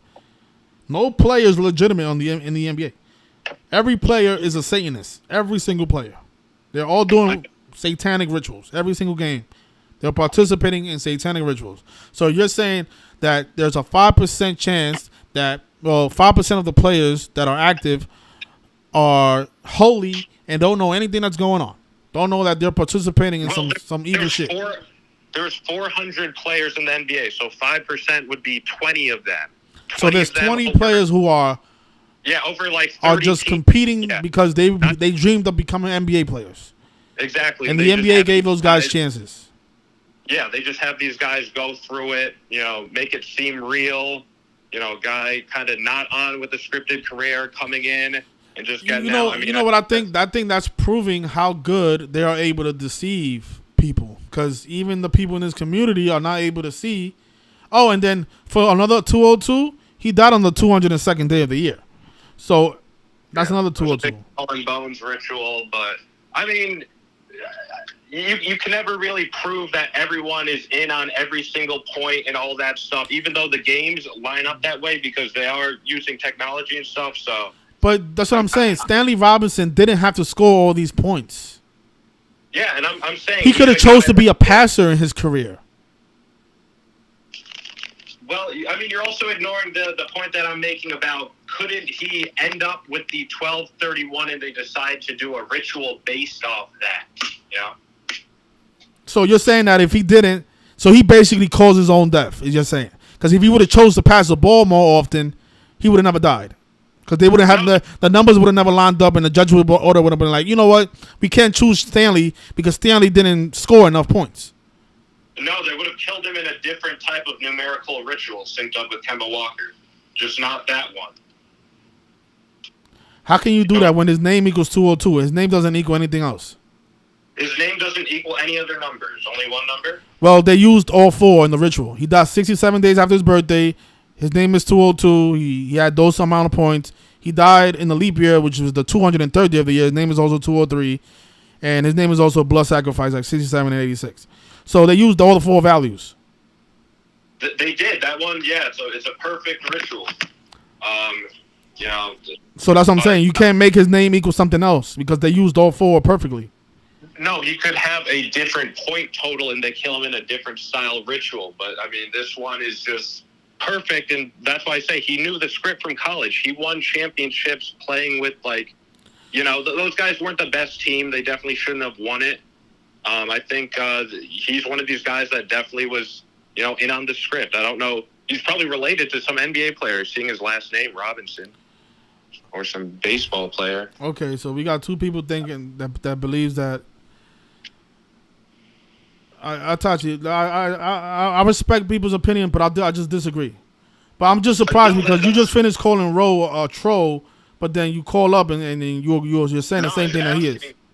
I was asking because of loud echo. I'm like, is this guy trolling? And then just saying, like, you know, constantly, I don't believe. Like, I'm giving you legitimate examples of why, you know, maybe 20 people who never really impact a game. Yeah, but the thing is this, Itachi, there is no alternative script. I used to think that when I used to get sports picks wrong, but then I learned that, you know, I was just getting the shit wrong. It wasn't that they're alternate scripts and they're going with something. No, there's only one script.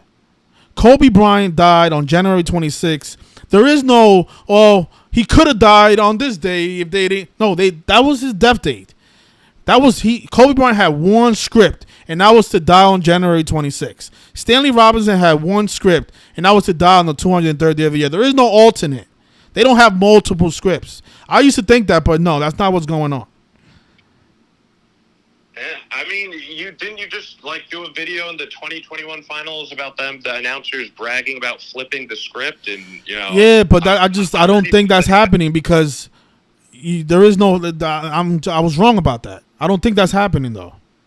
Yeah, my thing is we can never prove that. I'm not even trying to say they're flipping the script. I'm just saying that if the ritual didn't happen that way. I mean, they do say that a lot, but I don't think that's happening. And like recently more, it's kind of weird. But yeah, no, I mean, I'm not trying to say, they're flipping the script. I'm just saying they probably would have done a different numerical ritual. But does it really make a difference if 20 people who you'll never hear about, like that guy I told you to look up, like there's 20 of those people like that floating around, you know, barely playing. No, it does make a difference. It does make a difference. Okay. Well, yeah. No, I just want to leave you with that. That's basically all I have for today. Thanks for taking the call. All right. Thank you. All right. Peace. Man, I'm really surprised that a lot of the veterans from this community think that. I mean, that's just crazy stuff. Oh, boy. Man, this guy wore number 24 and number 81.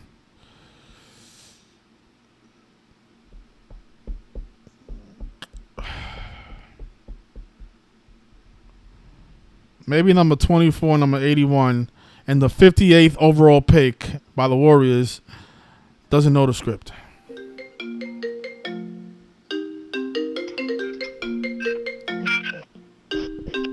Hello? Hello?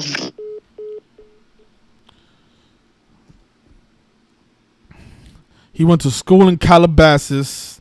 I got Kobe died in Calabasas. He was the 58th overall pick.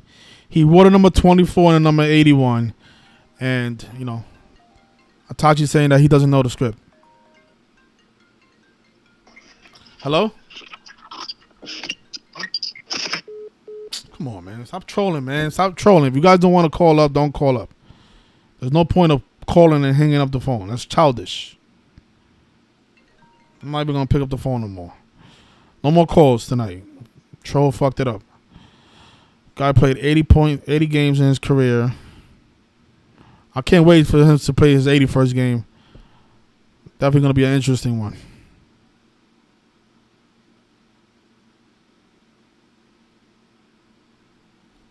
Let's see what this guy wants.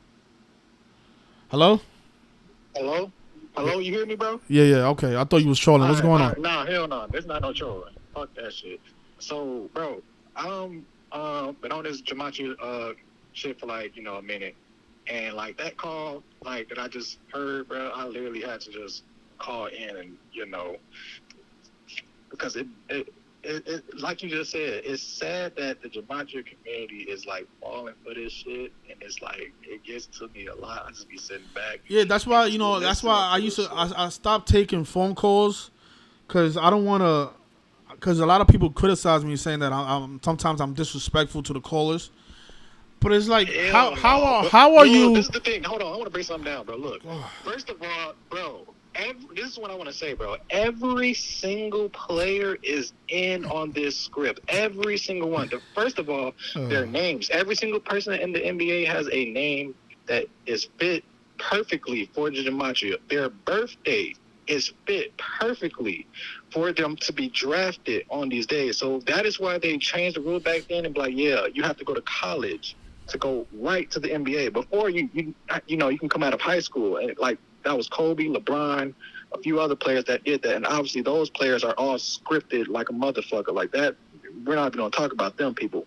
But there's people coming out of college, and these people that's coming out of college are going straight to the NBA. They're saying that these people are not a part of the script because they're just trash players. But notice when you ask, can you give me a few trash players? Nobody really can say anything of these trash players. Nobody can bring up any trash player because if they score even a single point, they all contributing. Damn, I can't. Yes, or they all, played in this script because, like you said, first of all, they have magnets in the ball and the rim, guys. Okay, so when he said LeBron is good, bro, LeBron is ass, bro. Nobody, bro. If you go to down the street to your regular communities and shit in the hood and shit, you're gonna see real basketball fucking players. Like I'm in Chicago, bro. There's real fucking hoopers out here, and you wonder. Yeah, there's a lot of people in this community who are still asleep, and it makes my head hurt. And this is what I was trying to tell you is this is why I stopped taking phone calls. How can somebody who's been in the community for over 2 years come on this live stream and preach that 100% of the players are not in on the script and then tell me that I can't prove it? Like, what the fuck? Hey, that shit pissed me the fuck off because it literally it pulls people away from this fucking community. It pulls people away and from then the truth, bro. And this is the thing. I like Itachi because he's been in the community for a while, but it's just like he's the type of person that'll make people not want to look into the work. Look at Gematria, exactly. Not every player is not in on it. I think the garbage player is not in. Like, what that doesn't make any sense. That shit don't make any sense, bro. Because literally they got on the court, they contributed to a fucking point, at least a point, even a assist, a foul. How am I gonna be a member of the Bloods and not be aware that the Bloods are doing criminal activity? I'm just walking around with the Bloods all day. I'm walking around the Bloods. The Bloods are good people, and not ever notice like, oh wait, these people are doing something wrong.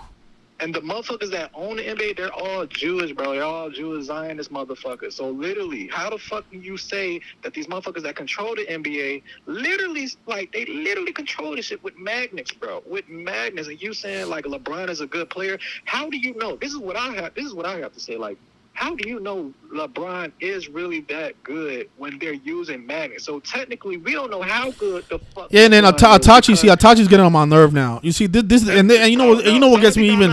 No, look, this is what I gotta say because there's a lot of people in this fucking community that's like damn near agents and shit. I think let me tell you something. Let me tell you something about Itachi, right? Because I didn't want to. I kind of like this guy, but now he's getting on my nerves saying that I can't prove it, right? Itachi made a video the other day. And he's selling sports picks now, and these are the type of people that Zachary Hubbard promotes on his channel. He wrote skull and bones in his YouTube video, and he said skull. He wrote N with just the letter N. He said skull and bones, just the letter N, equals 144. And today's the 144th day of the year. You see, he's the type of person that's making this work look bad. And these are the type of people that Zachary Hubbard constantly promotes on his channel. That's what I'm saying, bro. And now he's coming on my channel saying that I can't prove that every player knows about the script. You're the same guy writing skull and bones, right? Exactly. You are a disgrace to this community. Did you see what Zachary Hubbard was interviewing them NFL players and shit? And fuck out of here. And I'm blocking this motherfucker too. Exactly, bro. You can't be like, not saying you, but like people in this community, y'all, this is what I'm gonna say, because this shit is going around too much. I've been hanging back. Like, I got my own fucking shit. I've been just sitting back. Dumb There's people in this motherfucker, community man. that's trying to deter people away from the gematria or just the knowledge of gematria. This is why fucking people is still asleep to this day, because they think that this shit is all about predictions and all crazy ass shit. And like, they always ask, you can always do this shit after the fact. It's always after the fact. But when you start looking at these Patreon links and all these games and shit that we predict and shit like that, then you're gonna understand that we really be on this shit before this shit even happens. But it's not even about that shit. It's about the fact that these motherfuckers really think that it's 90%, 70%. It might as well be 0% then. Like, what the fuck? Literally every single player is in on this shit, and I don't Like, this shit is understand how fucking y'all can say amazing. that. It's fucking amazing that people think that, oh, you could be on the, like, what the fuck? That means you're still asleep. That's still, you still falling for this shit. Exactly. Oh, And that's what I was trying to Sasha say. Vujacic, he doesn't know the script, but he just took that 3-point shot and made it because, you know, he's a 3-point shooter. Like, what the fuck? Exactly. And like you said, every score of the game, like the end of the game, bro. Like the Dodgers game. I mean, the Dodgers game yesterday. 10-1. His birthday, 101, right? And he died on the 101 101 freeway, the 26 prime number. Yeah, And they had the 26 picture number prime 26. Bryant. The last name Bryant equals 26. And then they had the picture number 26, pick up his 26 career one, become 26 and 26, and become 16 and 1. Los Angeles 161. I mean, this is a perfect script. Every player on that baseball team needs to know the script. Perfect fucking script. I don't see how people don't see it. 101, the highway 101. Like, bro, there's so much shit that could, like, he got, like, bro, this shit is crazy. Because I know baseballs to this shit, hockey, motherfucker, like, NBA, all the fucking tennis, all of them, bro. They all have these scripts, and it's tiring as fuck to see people on this fucking. It's not even just you, bro. It's a lot of fucking people in this community, bro, that just be trying to deter people away from this shit, basically trying to get you. And I'm glad you stayed on your shit, bro. I'm glad you stayed on your shit. You listen to your intuition, bro, because that's what I feel like a lot of these people be doing. They be trying to get you to not listen to your intuition, because your intuition telling you that every single player is on this motherfucking script. But you have a couple of your friends or whatever that you've known for a long ass time. They'll try to get you to stir away from that shit, to stir away from the real truth, and not knowing that every single player is in on the script. Like, you have to be. First of all, they're all born into it. And then what he's also doing, he's also making it seem like there's a chance that we might make it to the NBA, right? Like, there's no chance that any of us can make it to the NBA. The NBA, those players are chosen to be there. Exactly. You don't work hard and work on your game and work on your layup, work on your left hand. That's not how you make it to the NBA. And LeBron, look, think about it. LeBron and Stephen Curry being born in the same fucking hospital. Same hospital. Akron, Ohio. And they, bro, the other day I was talking about a football player. The guy's fucking name is Bryant Kobe. And he was born on January 27th. A day after Kobe Bryant's death. Fuck out of here. Look at this shit. And just think about how January 27th, and the whole world is talking about the death of Kobe Bryant. Look at this. And you're telling me that this player doesn't know the script, right? The guy's name is Bryant Young. His middle name is Bryant Kobe Young. Right? Let's look up his date of birth. Look at this guy's date of birth. All of these players, football to the NBA, they all know the script. And the guy's his son name is Kobe, who died in a big ritual a couple of days after, I think 64 days after the Hall of Fame speech. But you looking at the screen? Yeah, I'm looking. Bryant Kobe, born on January 27th. And just think about how January 27th, 2020, a day after Kobe's death, the whole world is talking about the death of Kobe Bryant on the guy's birthday. I did not know that shit, bro. That shit crazy. Get the fuck out of here. Get the fuck out of here. So you telling me, because, I mean, a lot of people never heard of Bryant Kobe, right? Not a lot of people. That shit is wild. But have you ever heard of this football player before? That shit is crazy. You trying to tell me this football player doesn't know the script? He was born into this. He was given the perfect name. But I guarantee you ask any football fan if they ever heard of Bryant Young, and the majority never heard of him. You know that, bro, and then you know how Kobe scored the 666 career game, 81 points, and his name equals Kobe Bean Bryant, 81 Gematria too, and that shit. Yeah. Do you know his death span? How it's 497.3, If you check his death span from when Kobe was born, I think it's August 23rd, 1978 to January 26th, 2020, you're going to get, let me check real quick. It's exactly, because this shit I just found out. And it's crazy as fuck how he had the 666 career game, and from his birth to this fucking death date is literally a 666 prime number. I'm trying to figure it out. Hold on, let me see. 126. All right, so if you do, it's exactly 497 months and 3 days. 4,000. If you do if you type in 4973 on the prime number calculator, you're gonna get 666. So it's 497 months and 3 days from Kobe's when he was born to his death, and 4973 is the 666 prime number, bro. So this nigga was, bro. Did you see? Did you come into the video after? Because in the beginning of the video, I played a video by another truth seeker in the community. His name is Trust Jesus John. He was talking about Kobe. That's how we opened up the video. We were talking about Kobe's 81-point game and how it had a lot to do with the number 81. Right. He spoke about how the number 419 was also important. If you remember earlier this year, Jason Tatum sent out a text message to Kobe.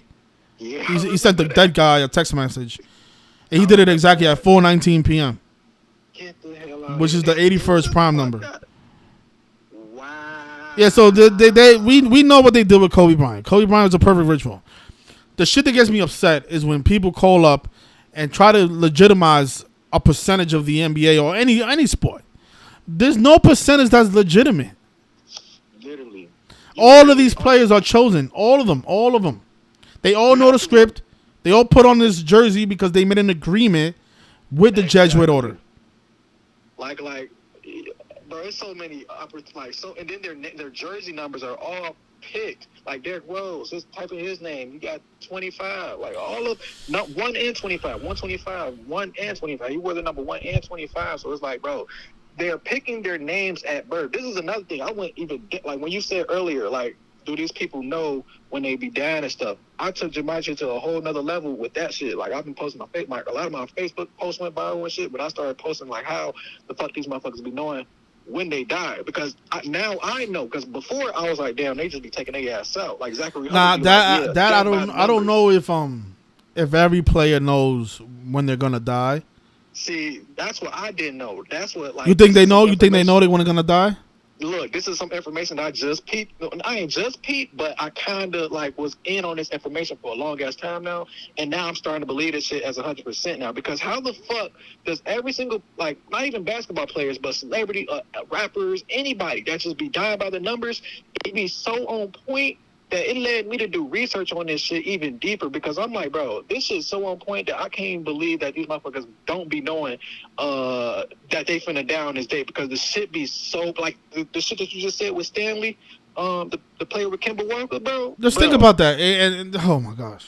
Bro, that shit is perfect. He died on the 202nd day of the year. His name is 202, and then he averaged whatever the 202nd prime is. That's how much points he had in his college career.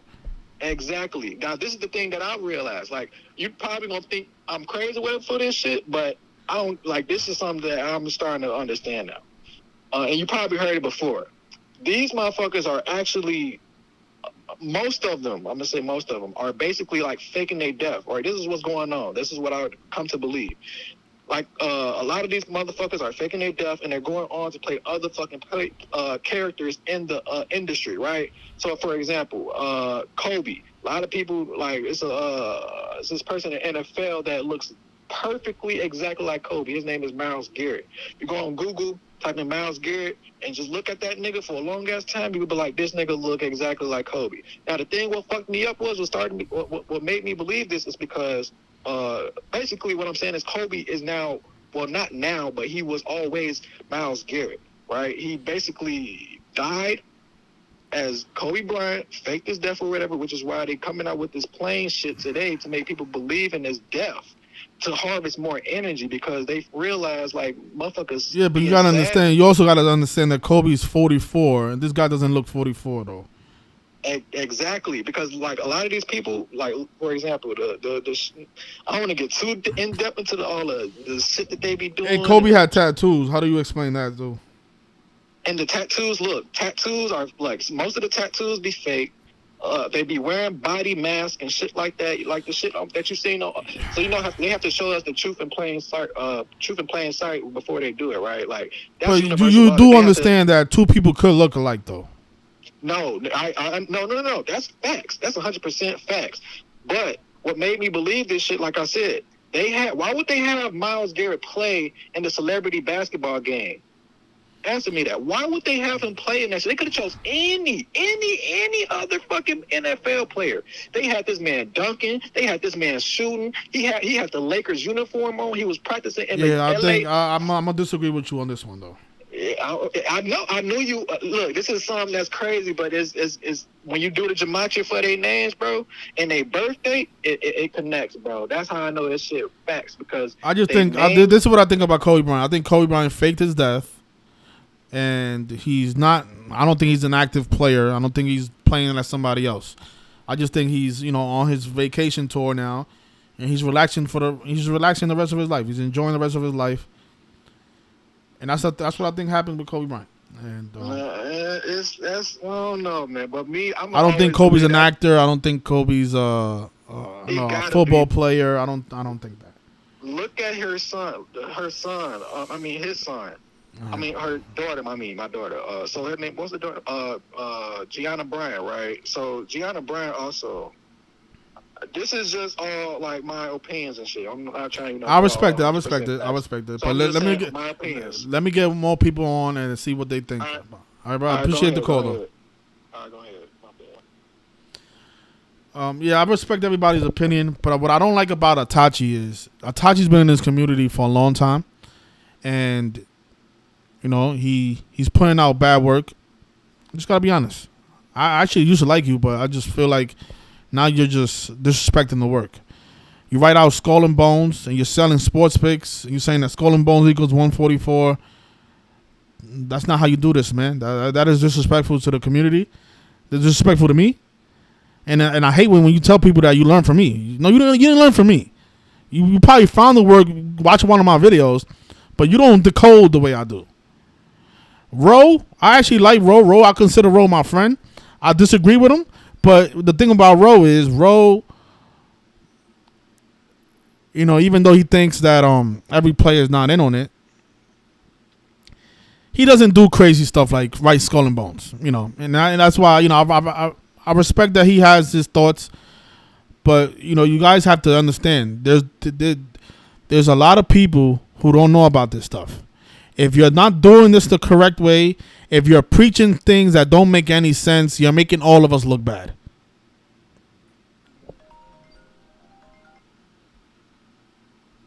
Hello? Hey. Yes, how you doing? Who's going on? Who is this? This is Dan. Oh, what's going on, Dan? Good, man. I happened to catch you live. I hardly ever do. So, you were saying before about how everybody's in on it. Yeah. And I agree. I mean, it's a club.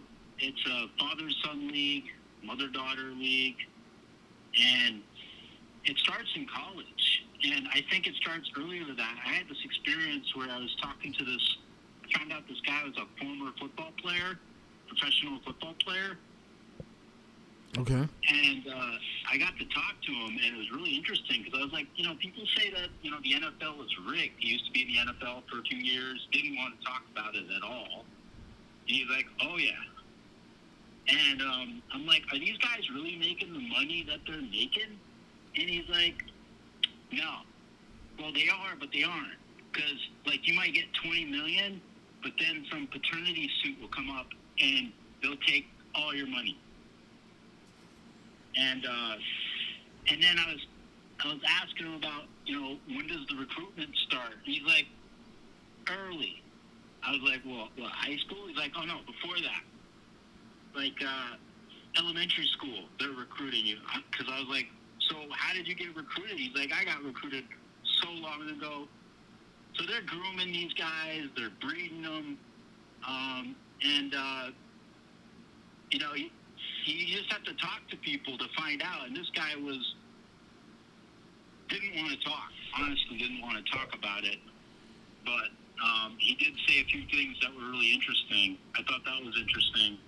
And then I was like going back and looking at. You ever go back and look at like playoff games and stuff, like Chicago Bulls or whoever, Boston Celtics? I was looking at this Golden State Warriors when they ran this 21-0 run, and you could just see the Celtics just throwing the ball away. Just like, if you know what's going on, instead of being like, oh, what a terrible play that guy made, you could be like, well, wait, that was the script for the Warriors to go on this run. Then I saw Stephen Curry. You should check this out. He made this shot. He comes around the screen or some crazy thing, and I don't know how this ball went in. I think it was a three-pointer. He just, like, ducked, like, just turned, and, like, he had, like, a broken wrist, and the shot went in. Like, it was just, like, I don't know, it looked like total magnetic shot or something. It was crazy. You should check that out sometime. But it makes you look at sports totally different when you know that these guys are just acting and that everything, is just like, what's the word? Magnetic? It's like that ad, right? But I just wanted to talk to you about that because that was really interesting with the football player guy. So it looks like you're still making videos, Dan. You started decoding again? A little bit here and there. Yeah. So Dan's channel is Numerical Line. If you guys want to join his channel, subscribe, and because it looks like he's making videos again. He just did a video on Bill Russell's death. Yeah, So Bill Russell. yeah, the thing is, look, I don't know everything, right? I don't claim to know everything, but there's certain things that doesn't make sense to me. These games, every time every time these games finish, there's always the number of the final score is always the perfect number. How is it that they're ending up with this perfect score if every single player does not know their role? Because, like, for example, Kobe Bryant's 81-point game, if everybody on the Raptors doesn't know that Kobe's going to explode for 81 points, if I'm really trying to compete, I'm going to try my best to, probably do a dirty play. Let me just injure Kobe. Like, get him out of the game. Let me just trip him. And I might end up hurting Kobe Bryant, and he doesn't end up with 81. These people do not depend on chance. That's why they use the technology. If Sasha Vujacic, who ended up with 3 points that game, if he decides to not shoot the ball, then his teammates don't score 41 points that game. And we know how important the number 41 was to his death. Right. So people telling me that I haven't proven that every player is in on it. Yes, I did. There's 2 instances where Kobe Bryant's teammates scored 41. How did those players know to score 41? Well, because they knew the script. How do you think it happens? Are they in the timeout going, hey, this is what you need to do. You need to score here. So we get Kobe as 41. Well, they run plays, right? So it's like, for example, like baseball. You see how the third baseman coach, he's usually throwing up signs and letting the batter know? Well, those signs, everybody on the field know those signs. The only people that don't know those signs are the fans or the people at home. So if I'm rubbing my face, that means that the ball is going to be in the middle. So the batter knows that the ball is coming in the middle. Now, the batter is probably is told to swing or not. That's how these pitchers end up with a certain amount of strikeouts at the end of the game. All this stuff is being communicated, but they're doing it in a different language. They're using sign language. In basketball, what I think is going on is they are rehearsing before. Think about how every game before the game there's practice, right? Every player goes to a practice. They practice. They rehearse the script. So, let's say at the 5-minute mark in the third quarter, you got the point guard Chris Paul bringing the ball down. He's looking up at the clock, and he's letting his teammates know. He's putting up his double horns, which means I'm going to step back for the three, and the ball is gonna miss. So all the big players on the bottom know to get the rebound. Now every player knows, well, when Chris Paul misses, Anthony Davis gets the rebound. So all the other players act like they can't get the ball, and Anthony Davis is the aggressive one. He gets the rebound. That's what they're doing. Everything is rehearsed, and they all know the play, and the point guards and the players on the court communicate to them using sign language. They do it in baseball. They do it in football too. Think about the quarterbacks. Right before they take the snap, they're yelling out numbers. 55, 48. What do those numbers mean something? We don't know what they mean though, but the people on the field know what it means. Right. Well, what's interesting in football too is that a few years ago they started having those receivers in the helmets, so that the quarterback can talk to the wide receiver or whoever like via radio signal. You wonder if the other team has can access that channel too. Be like, oh yeah, that's what we're supposed to do. Like it's even worse than baseball. You're saying they don't even know what those signals are. Well, they don't even know what's going on inside the helmet. That's another thing. You don't know if if they have microphones. Yeah. Yeah, that's what I mean. They got microphones in the helmets, and they're telling each other what to do. And that too. That's another possibility. Yeah. To stay in bounds or to not stay in bounds or whatever. Yeah, I mean, I think that whole microphone thing really made it a lot easier for the NFL to be even more scripted. Yes. And but for basketball, somebody asked, "What's the point?" Somebody says they don't understand what's the point that I'm trying to make. The point I'm trying to make is these players are communicating with sign language. They're using language that we don't understand. In baseball, they use sign language. In basketball, they're using sign language. In football, they're using multiple different things.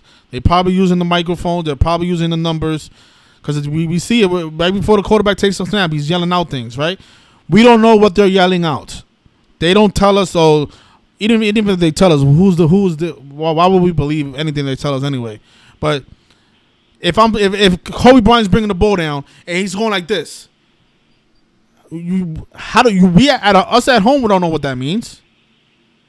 But the players on the court know what that means. That means Kobe Bryant's gonna drive left and he's gonna dunk the ball. So everybody has to get in position because this was rehearsed already. The play with the devil horns was rehearsed. Everybody move to the side. Kobe's going to the left. And he's going to dunk the ball over the defender, and the referee's going to call a foul. It's that simple. It's that simple to script the game. I don't understand why people think that this stuff is so impossible to do. Well, it makes sense to me because it's all entertainment. I mean, you could go watch the Lakers game, or you could go see a movie. Or you could go see a WWE. Nobody argues about wrestling. That wrestling is fake. And nobody argues about, how movies have scripts, So it's like... Yeah, that's the thing. Movies have script, and every actor knows the script. So when you're watching Denzel doing his... Like remember Training Day? He was in a car with the officer. All the people outside of the vehicle, they knew the script, so they were just acting out their part. Yeah. But you're not gonna make a movie and only Denzel and a supporting actor are gonna know the script. Everybody needs to know the script. It's interesting though that the whole Dennis Rodman is now some sort of diplomatic envoy, unofficial. Yeah. Like he's gonna go to Russia and try to get what's her name? I forgot her name. The one that got arrested for cannabis in Russia. Yeah. Trying to get her released. It's just hilarious. Dennis Rodman, out of all people, who the hell gave Dennis Rodman permission? I know, it's just funny. It's like if people don't realize what's going on, so there's a joke before that, they must know now. Like, wait a minute. There's so Why is many. he There's doing so that? many other rope. There's so many other important people in the NBA. They're gonna choose Dennis Rodman. You know, they could have had Shaq.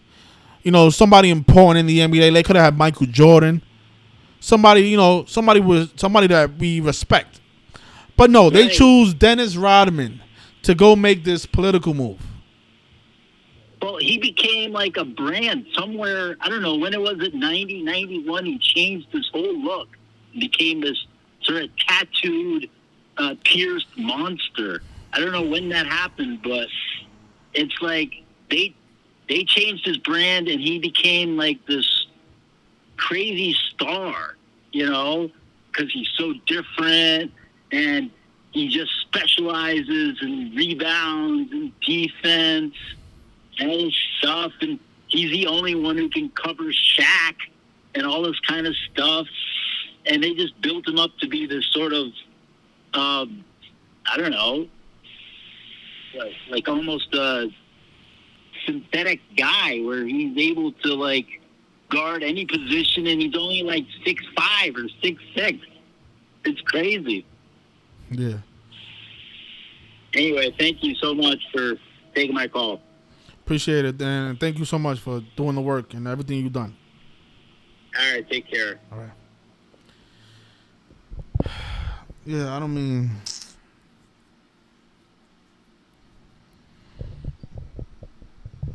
I don't know.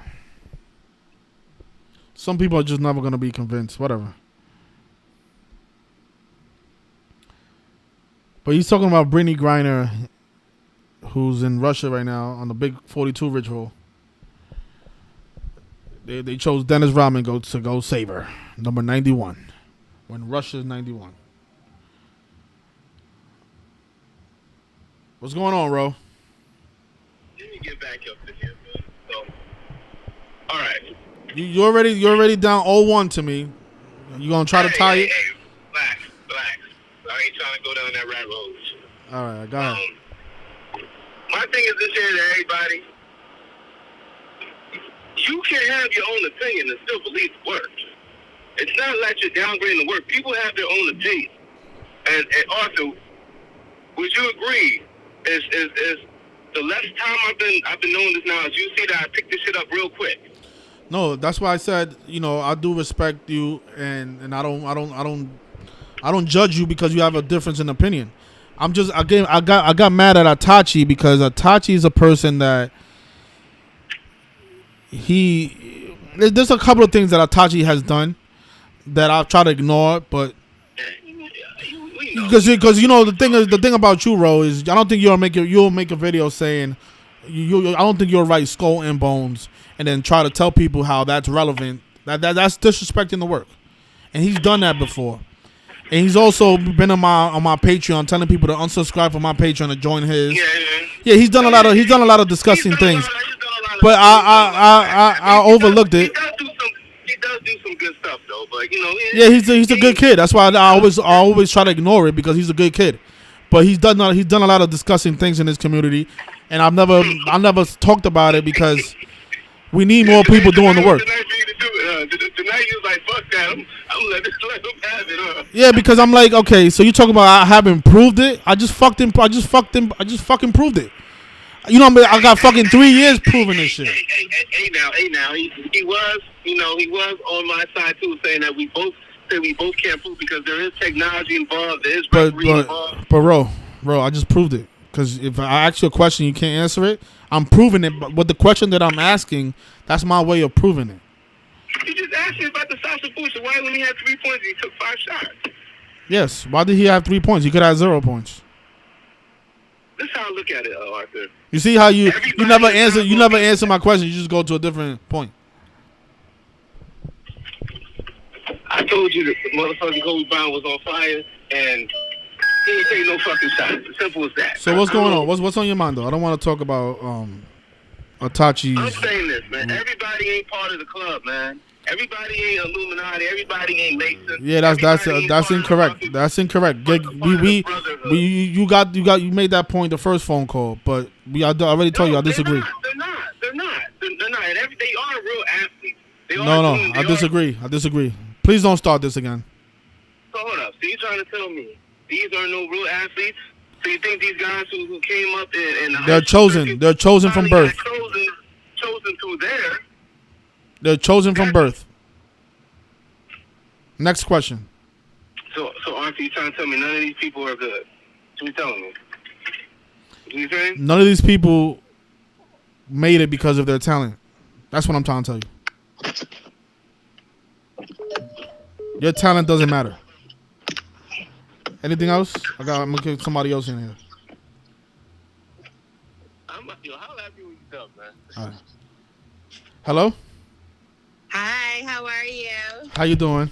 Thank you for the call. Finally, a female voice. I'm pumping at the bits listening to this. I lived in Calabasas when that accident happened with Kobe.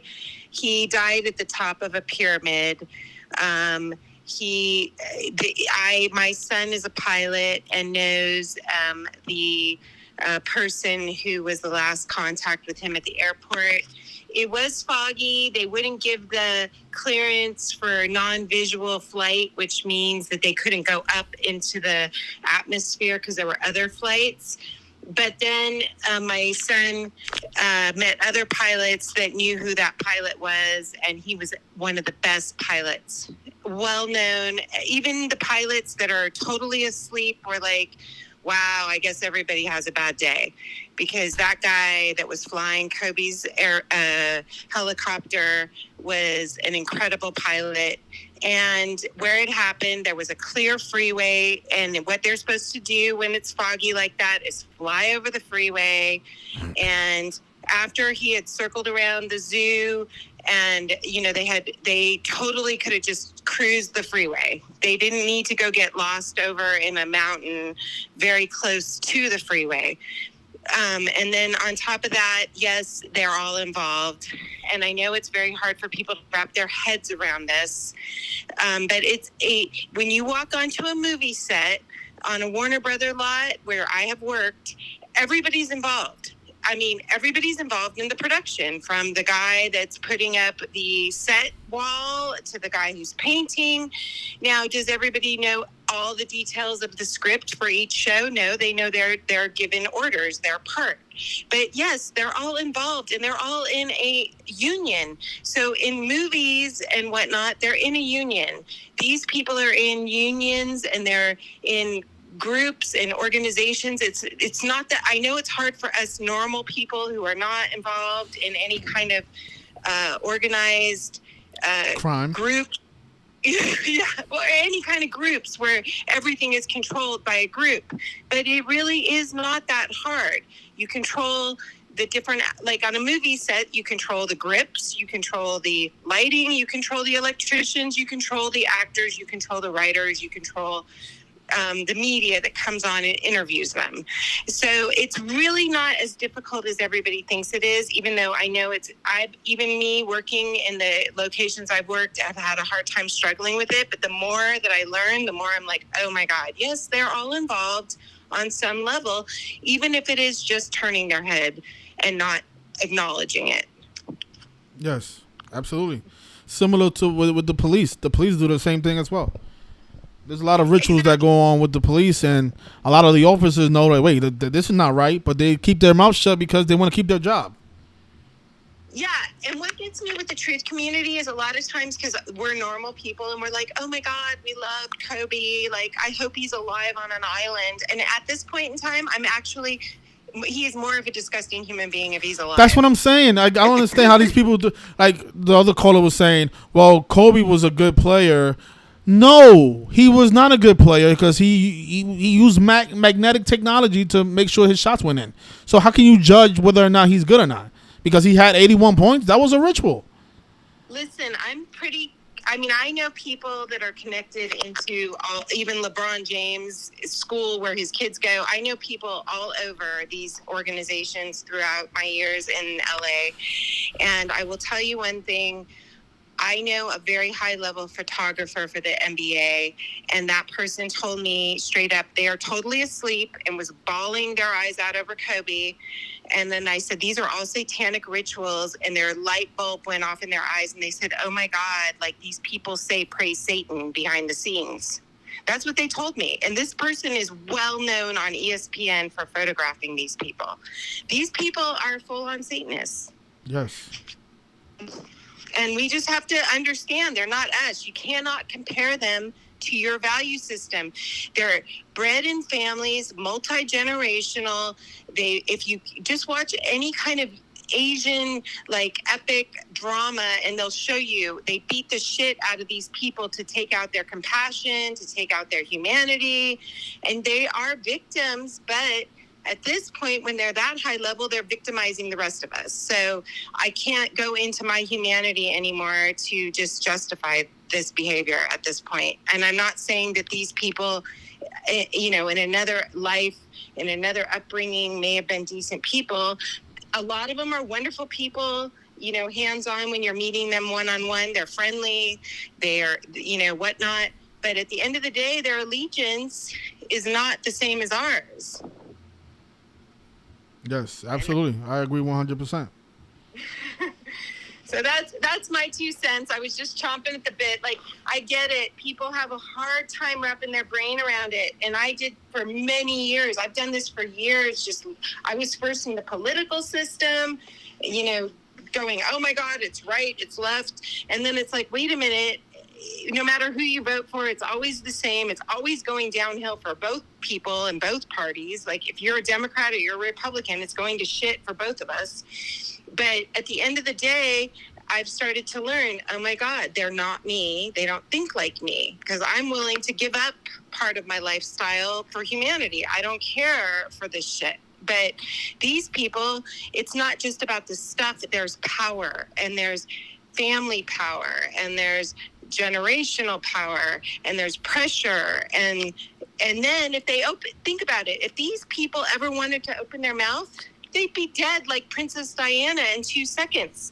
Not that I'm not saying she's some big truth blower, but they've shown these people over the years, they'll take you out. If any of us think, oh, if one of them just opened their mouth and told us the truth, first of all, most people would be told that they, like Anne Hesh, hello. But the thing is, these people they're not being paid a couple of dollars. I mean, think about what people will do for $100,000. People sell their bodies for less than that. People sell their bodies to random people for like $100, $200, prostitutes. So if I'm offering you $100 million, why would you jeopardize that? Why would you jeopardize the well-being of your family? Why would you want to put your family in danger just because you can't keep your mouth shut? Like, there's people that do a lot worse things for a lot less. Well, even that, I think, is small-minded. Not you being small-minded, but I've thought through all this. Because ultimately, the money is fiat. We're playing with monopoly money at this point. So, like, these let me just stop you, because the money is fake. I get all that. The energy and the ritual is more important to these people. I agree, but these people are selling their soul for money. Most of them are. Well, they're selling them their soul for acceptance in a group and the prestige of the level that they were brought up to be in. Whether it was, even if they weren't raised at that level, they were told they would be that level. I went to a school with a lot of actors, and they were all from rich Masonic families. I mean, they were all wearing friggin' Job's dot. Yeah, but let's say I think there's a small percentage of people who are, like, for example, Cardi B. I think Cardi B was at one point a regular person, and then she was, she was brought into this club, and probably had to go through some sacrifices or whatever. I don't know her entire story, but I think when Cardi B agreed to become part of that club, what influenced her was probably the money first. I don't think she cares so much about the satanic part of it. I think she wants to. Yeah, go ahead. I'll give you just a little backstory. I went to a private school when I grew up, and my mom scraped and scrimped to put me there because of busing in Los Angeles. And I never fit into the school. And I thought, oh, if I only had money, if I was only one of these actor kids, because they would show, the actor kids would have the boxes of Legos with their pictures on them at the back of the classroom. But I went to school with, oh my God, I can't even, Paul Walker. He was 2 years younger than me. And there was a lot of acting kids at my school. Ricky Schroeder was associated with it. He dated girls at my school. This was like at the time a big deal.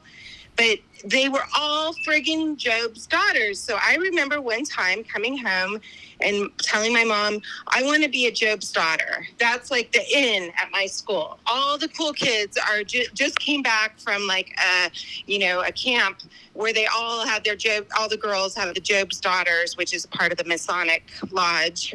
And I wanted to become a Job's daughter. My mom was going, well, your grandfather was a Mason, but I was not hanging out with my dad. She was a single mom. She didn't talk to him. She goes, your grandfather was a Mason, but you have to have a male sponsor to be in this organization. And I thought, oh my God, that's so weird. And I said, well, do it for me, but she wouldn't do it. But here's the thing, is years later, I started looking up, when I started learning this truth, I started looking up the people that I had in my yearbook that I knew. I knew who was the cool kid at the school.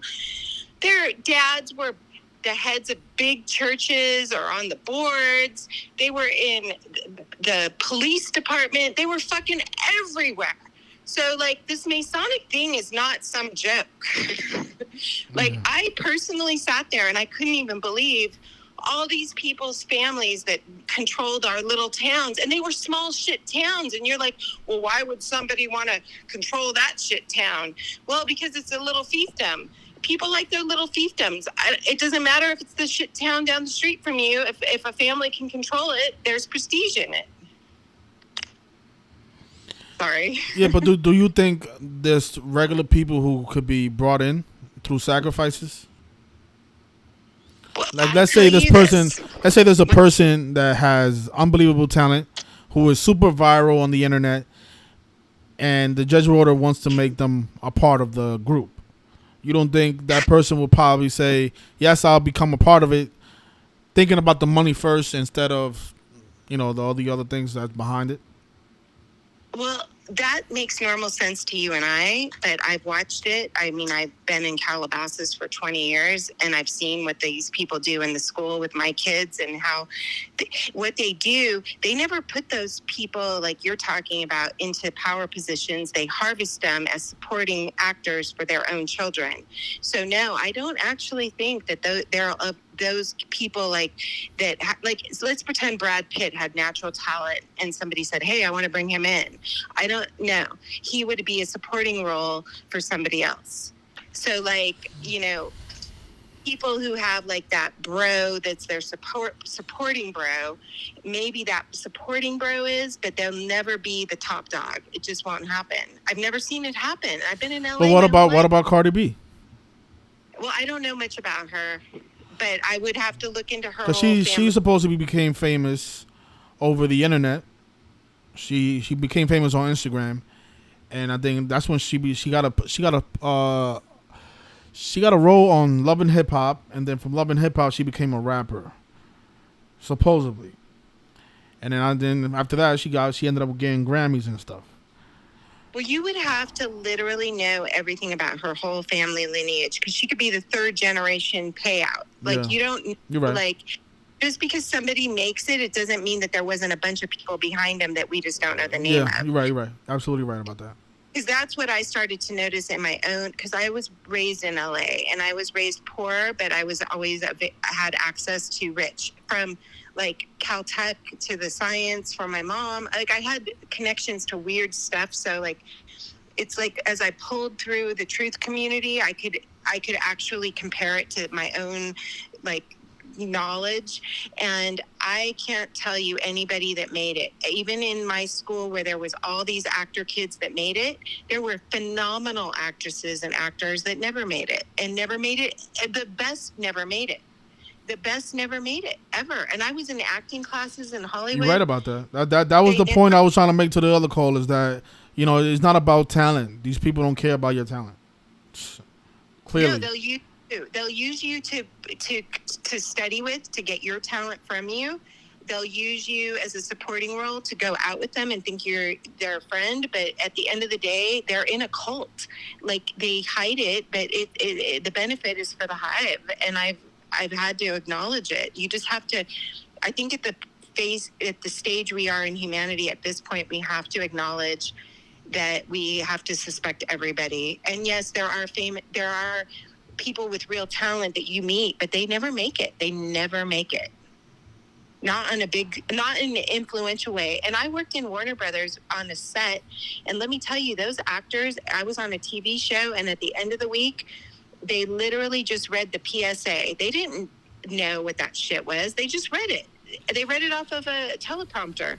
They didn't know. So they don't care. They don't care about cancer. I'm not saying they don't care about cancer, but they were all of a sudden doing a PSA against smoking, or they're doing a PSA for this to get a breast screening.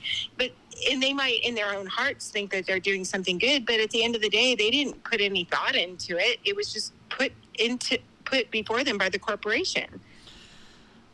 Okay, because let me go back to something you said. So you're saying that the people with the real talent don't ever make it, but do you think, because a lot of people who did make it, there's a lot of talented people in show business, yes? There is, for sure. But so did the cabal get lucky with those people? Like for example, somebody like Jay-Z clearly has a lot of talent. How did they determine to get Jay-Z in there?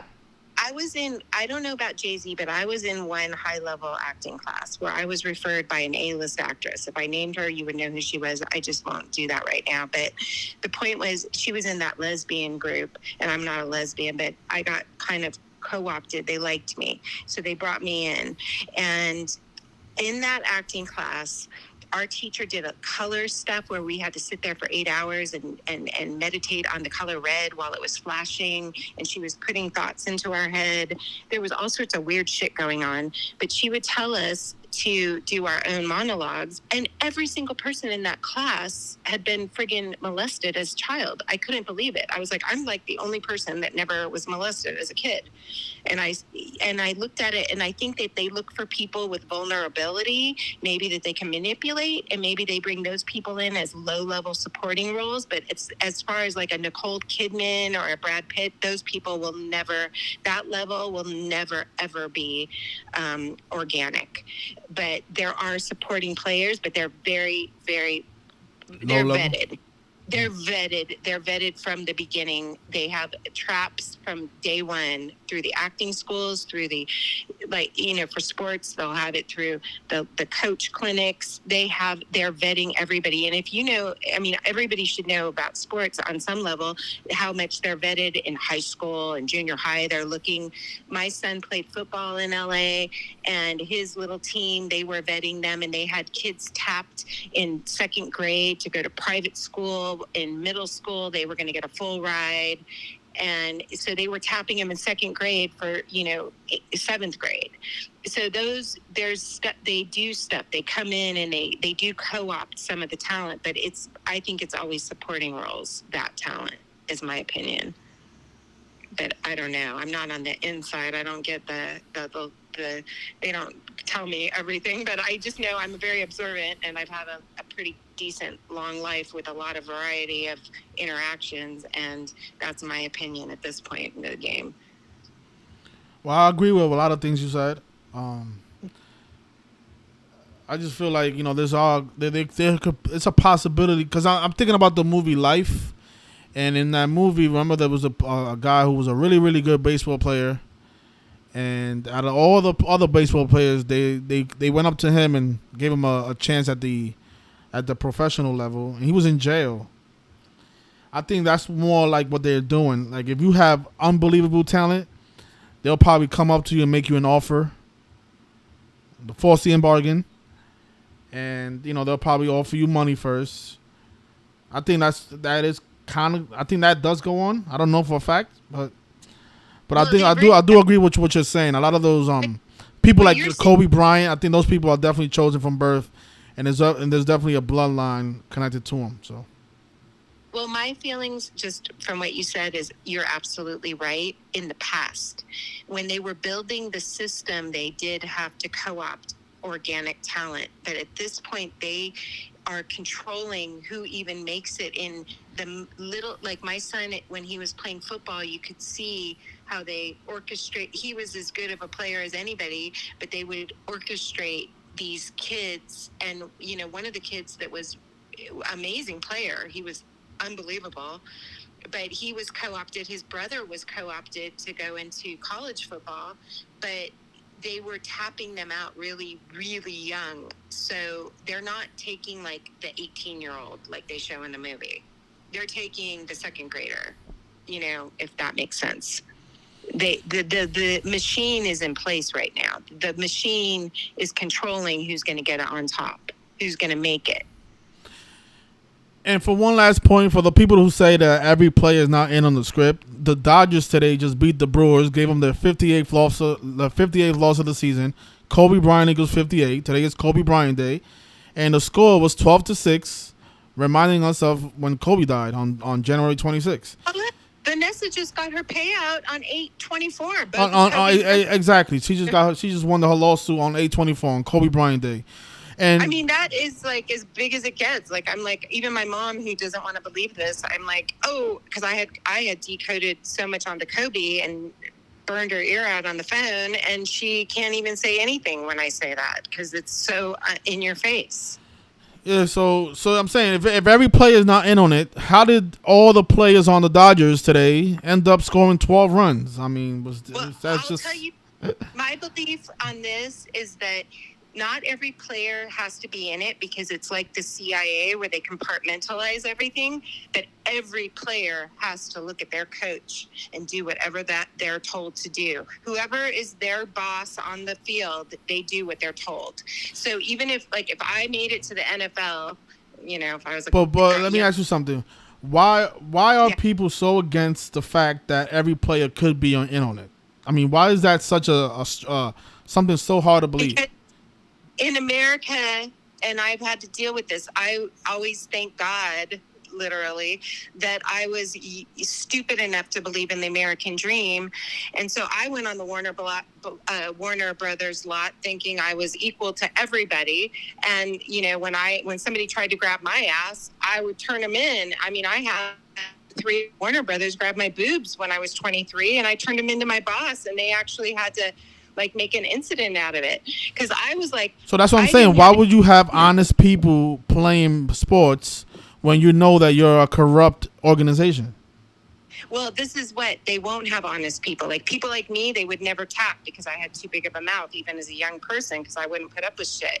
But other people, they'll be like, "Ooh, I'm going to do this for my family. I'm going to do this to make it for my dad, to make, you know, his life better." So they everybody, they have something hanging over you. And then when you get to the top, they can even have your own family hanging over you. Like, I mean, if somebody said to you, "I'm going to kill your family," once you're initiated.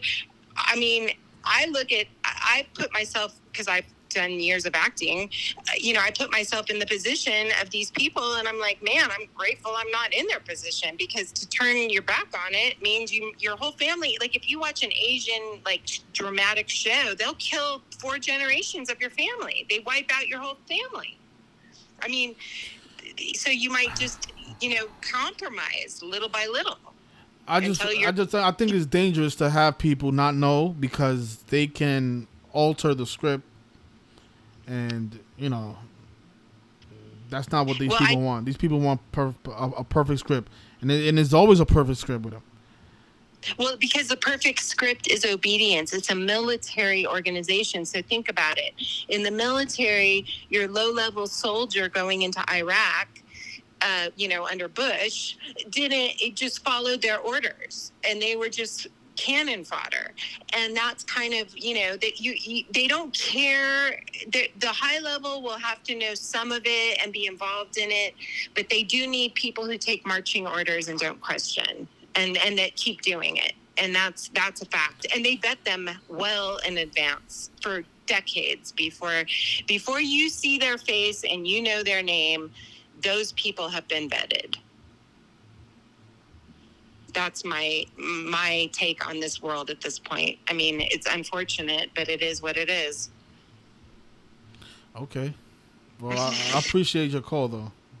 I I appreciate your show because it's really important what you're talking about. And everybody has so much insight. If we all just put our own experiences together and things that don't make sense, and then, go through your mind on anything that might have been in your life that you were around anybody like this, because I kind of did that, and I wouldn't have thought off the bat, oh, I was around these people, because at the time it was really exciting. Oh yeah, Paul Walker went to my high school. He's 2 years younger, but when he died, that one kind of woke me up. I'm like, whoa, like that is really weird what happened. And then over time, then Kobe, crashing into a mountain behind me. And here's the weird thing with Kobe. My girlfriend's husband was mountain biking when that accident took place. And what happened was the police said, get the fuck out of here. And I couldn't believe they didn't stop him to get, information of what he heard, what he saw. He came up on the accident when it was fully on fire. And they just told him to get the fuck out of there. And this was a very, very, very short, like very obscure biking trail. It's only locals. And there wasn't anybody there. He was like one of the first people. And it was like, they didn't even ask him any questions. It's just like, how can this be possible? Yeah. And the same thing happened to my son in LA. He saw a building go up in smoke and he was in the parking lot and the police came and nobody asked him anything. And it was like, there's some weird stuff going on with the law enforcement. Because what we would think is that the first thing you want to do is get any eyewitness, get, their information, at least on record, and their contact information to go back to them. They're not even doing that. And I know that for a fact in that Calabasas, Woodland Hills area, they're not collecting information from some of these sites. Is it possible that nobody was in that helicopter that day? It could be. It could have been, but it doesn't matter, right? Because the ritual wasn't like Aleister Crowley said that the ritual, the drama was more important than the reality of his rituals. Okay. So he was into drama. So at this point, even if Kobe is alive on an island, then he's a real motherfucker. He's even worse. Yeah, he is worse. Well, he's worse. Just I think about how many people he scammed during his career. Because there's a lot of money being betted on these games. Well, even his wife today, just like crying and like, oh yay, I won. And I was saying to my kids, I have 2 boys, and I'm like, why would she be like? I just don't understand like why this is. So, like, why nobody else saw these pictures? Is it even real that these pictures were passed around? Because we lived in Calabasas. We knew law enforcement. I've never had these pictures passed to me. And they're, like, taking the putting a tax burden on that population. And none of those people saw these pictures. So we're supposed to... So what? If the police were sharing these pictures with the police or the sheriffs, then... And maybe they laughed, but how did she know? How did she even know? How would she know that they were texting these and making a joke about it? It's just all a script, man. And then for all that to develop on Kobe Bryant Day, it's just... Yeah, and the rest of us, like, if these were really leaked pictures that she was taking, somebody would have seen them. Some random person would have seen them, but it's like we don't know the names of who saw them. And there was also there was an interview that Kobe said that the only way he doesn't play basketball is if somebody cut off his arm, and they're saying that one of the pictures, it was the autopsy was showed Kobe Bryant without an arm. Did you see that video? I've heard kind of what was seen, but it's like I don't know anybody that I can verify any of these images are real. Like, I just can't verify it. Maybe they are, but it's very odd from the accident. I will tell you that the accident was spread out, and it really seems odd what they're telling us they recovered and took pictures of, because it just, they're telling us the helicopter was going like 180 miles an hour, which a helicopter can hover. So if you can't see, why would you be going that fast? You would hover and just... And it crashed 41 minutes after takeoff. And then, his daughter's 13, and now we have the whole Anne Hesh thing, and she was 13 when her dad died, and she was molested by him, and he was the first AIDS victim, and she was 12 when he stopped raping her, and her son is now 13. And she dated Ellen DeGeneres, who was born on January 26th, the day that Kobe died.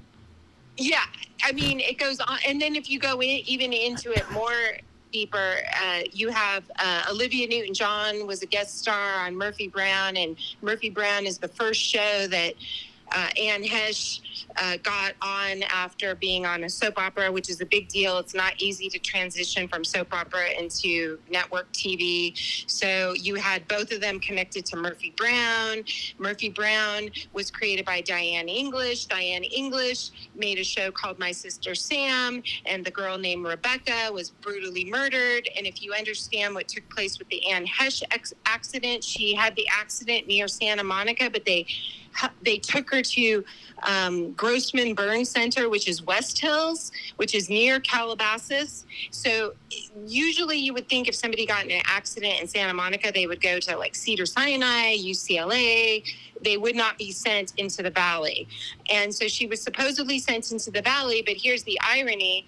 Is there's a lady named Rebecca Grossman who in 2021, I believe, was drunk driving, and her husband was the director of the Grossman Burn Center, and she plowed down two Coptic Christian Coptic Christian children, so they were, I guess, Egyptian, and she plowed them down, and one of the kids' name was Jacob. Kobe means Jacob, because I think they're doing a ritual on Jacob and Esau right now, and they're killing Kobe constantly, which Kobe is Jacob, which, if you understand the Bible template, like Jacob is supposed to be the good guy, so they're continually killing the Jacob. Now, if you look at Madonna's Quavo video on YouTube, and this was done in April of the year before Kobe died, but they have a quick flash and they go, Queen herself, and they're like Madonna, and then they flash. Only shirt you can identify says Kobe. And then it starts off with a Catholic mass, and then you had a few months later Kobe die, and it's after leaving Catholic mass. Yeah, I mean, you go watch the Quavo Madonna video, and then she's singing in there. Not everybody's going to make it into the future. That's like a song she's singing in there. And then she just does this whole ritual. It's very creepy. These people are in a cult. I mean, it's like if everybody running the world was a Jehovah's Witness but didn't tell you, but their philosophy was coming through. We are now at a point in this cult that's ruling the world where you have to really turn your head away and say you don't want to know. But at this point, they are cult members, and they're letting you know what their belief system is, and it is a death cult. It is a death cult. They sacrifice people. And even the people being sacrificed probably think they're doing it for the better good for their own family lines and for whatever. I mean, they probably have a higher calling than money and fame. They probably have some real belief system that has been indoctrinated into them since they were children. That's very possible. So it's like, I just don't understand it all, but I know that these people are tight-lipped. They don't talk. None of them talk. Well, I think some of them are told to talk, the ones that do. And that's what makes so many people believe that every player is not in on it or every person is not in on it. What I mean is when you're close to these people, they don't talk. People like Larry Johnson, who is constantly making tweets about how rigged it all is. I just think he's being told to do that. I don't think he's doing that out of his own will. Because their belief system is, because there is a natural law called free will, and they have to tell you to your face what they're doing, and then you freely allow them to do it. So they will leak truth bombs, but as you can see, they're doing them like for people like us. We're like, oh my God, a truth bomb. for the average population, it's a nothing, and they know it, so they don't care. But when they leak them, it's consent. The people that pretend that they don't know shit and that they don't want to know. Yeah, just like cigarettes, they have to tell you that it's gonna kill you before it kills you. Right. They put it right in the box. They put it right in the box. You're consenting because there is free will. We have free will, and regardless of what anybody's religious beliefs are in the Bible, even God himself doesn't overstep free will. He allows people to have free will. So, like, the one thing I've started to understand is, regardless if it's God and Satan or if these are archetypes or whatever, but literally Satan gives you a trick to give you all of your free will to him so that he can manipulate you, and you've given it to him, and God doesn't do that. So God allows you to be like a fool, keep falling. Satan allows you to give your free will to him, and he just manipulates you. So, like, that's kind of how I see it. Like, we have free will, and that's what I always, like, at this point when my kids are like, well, what are we supposed to do? I'm like, you know what? You keep your free will. That is the priceless gift. The minute you allow somebody else to have your free will, you're screwed. It doesn't matter how much they give you.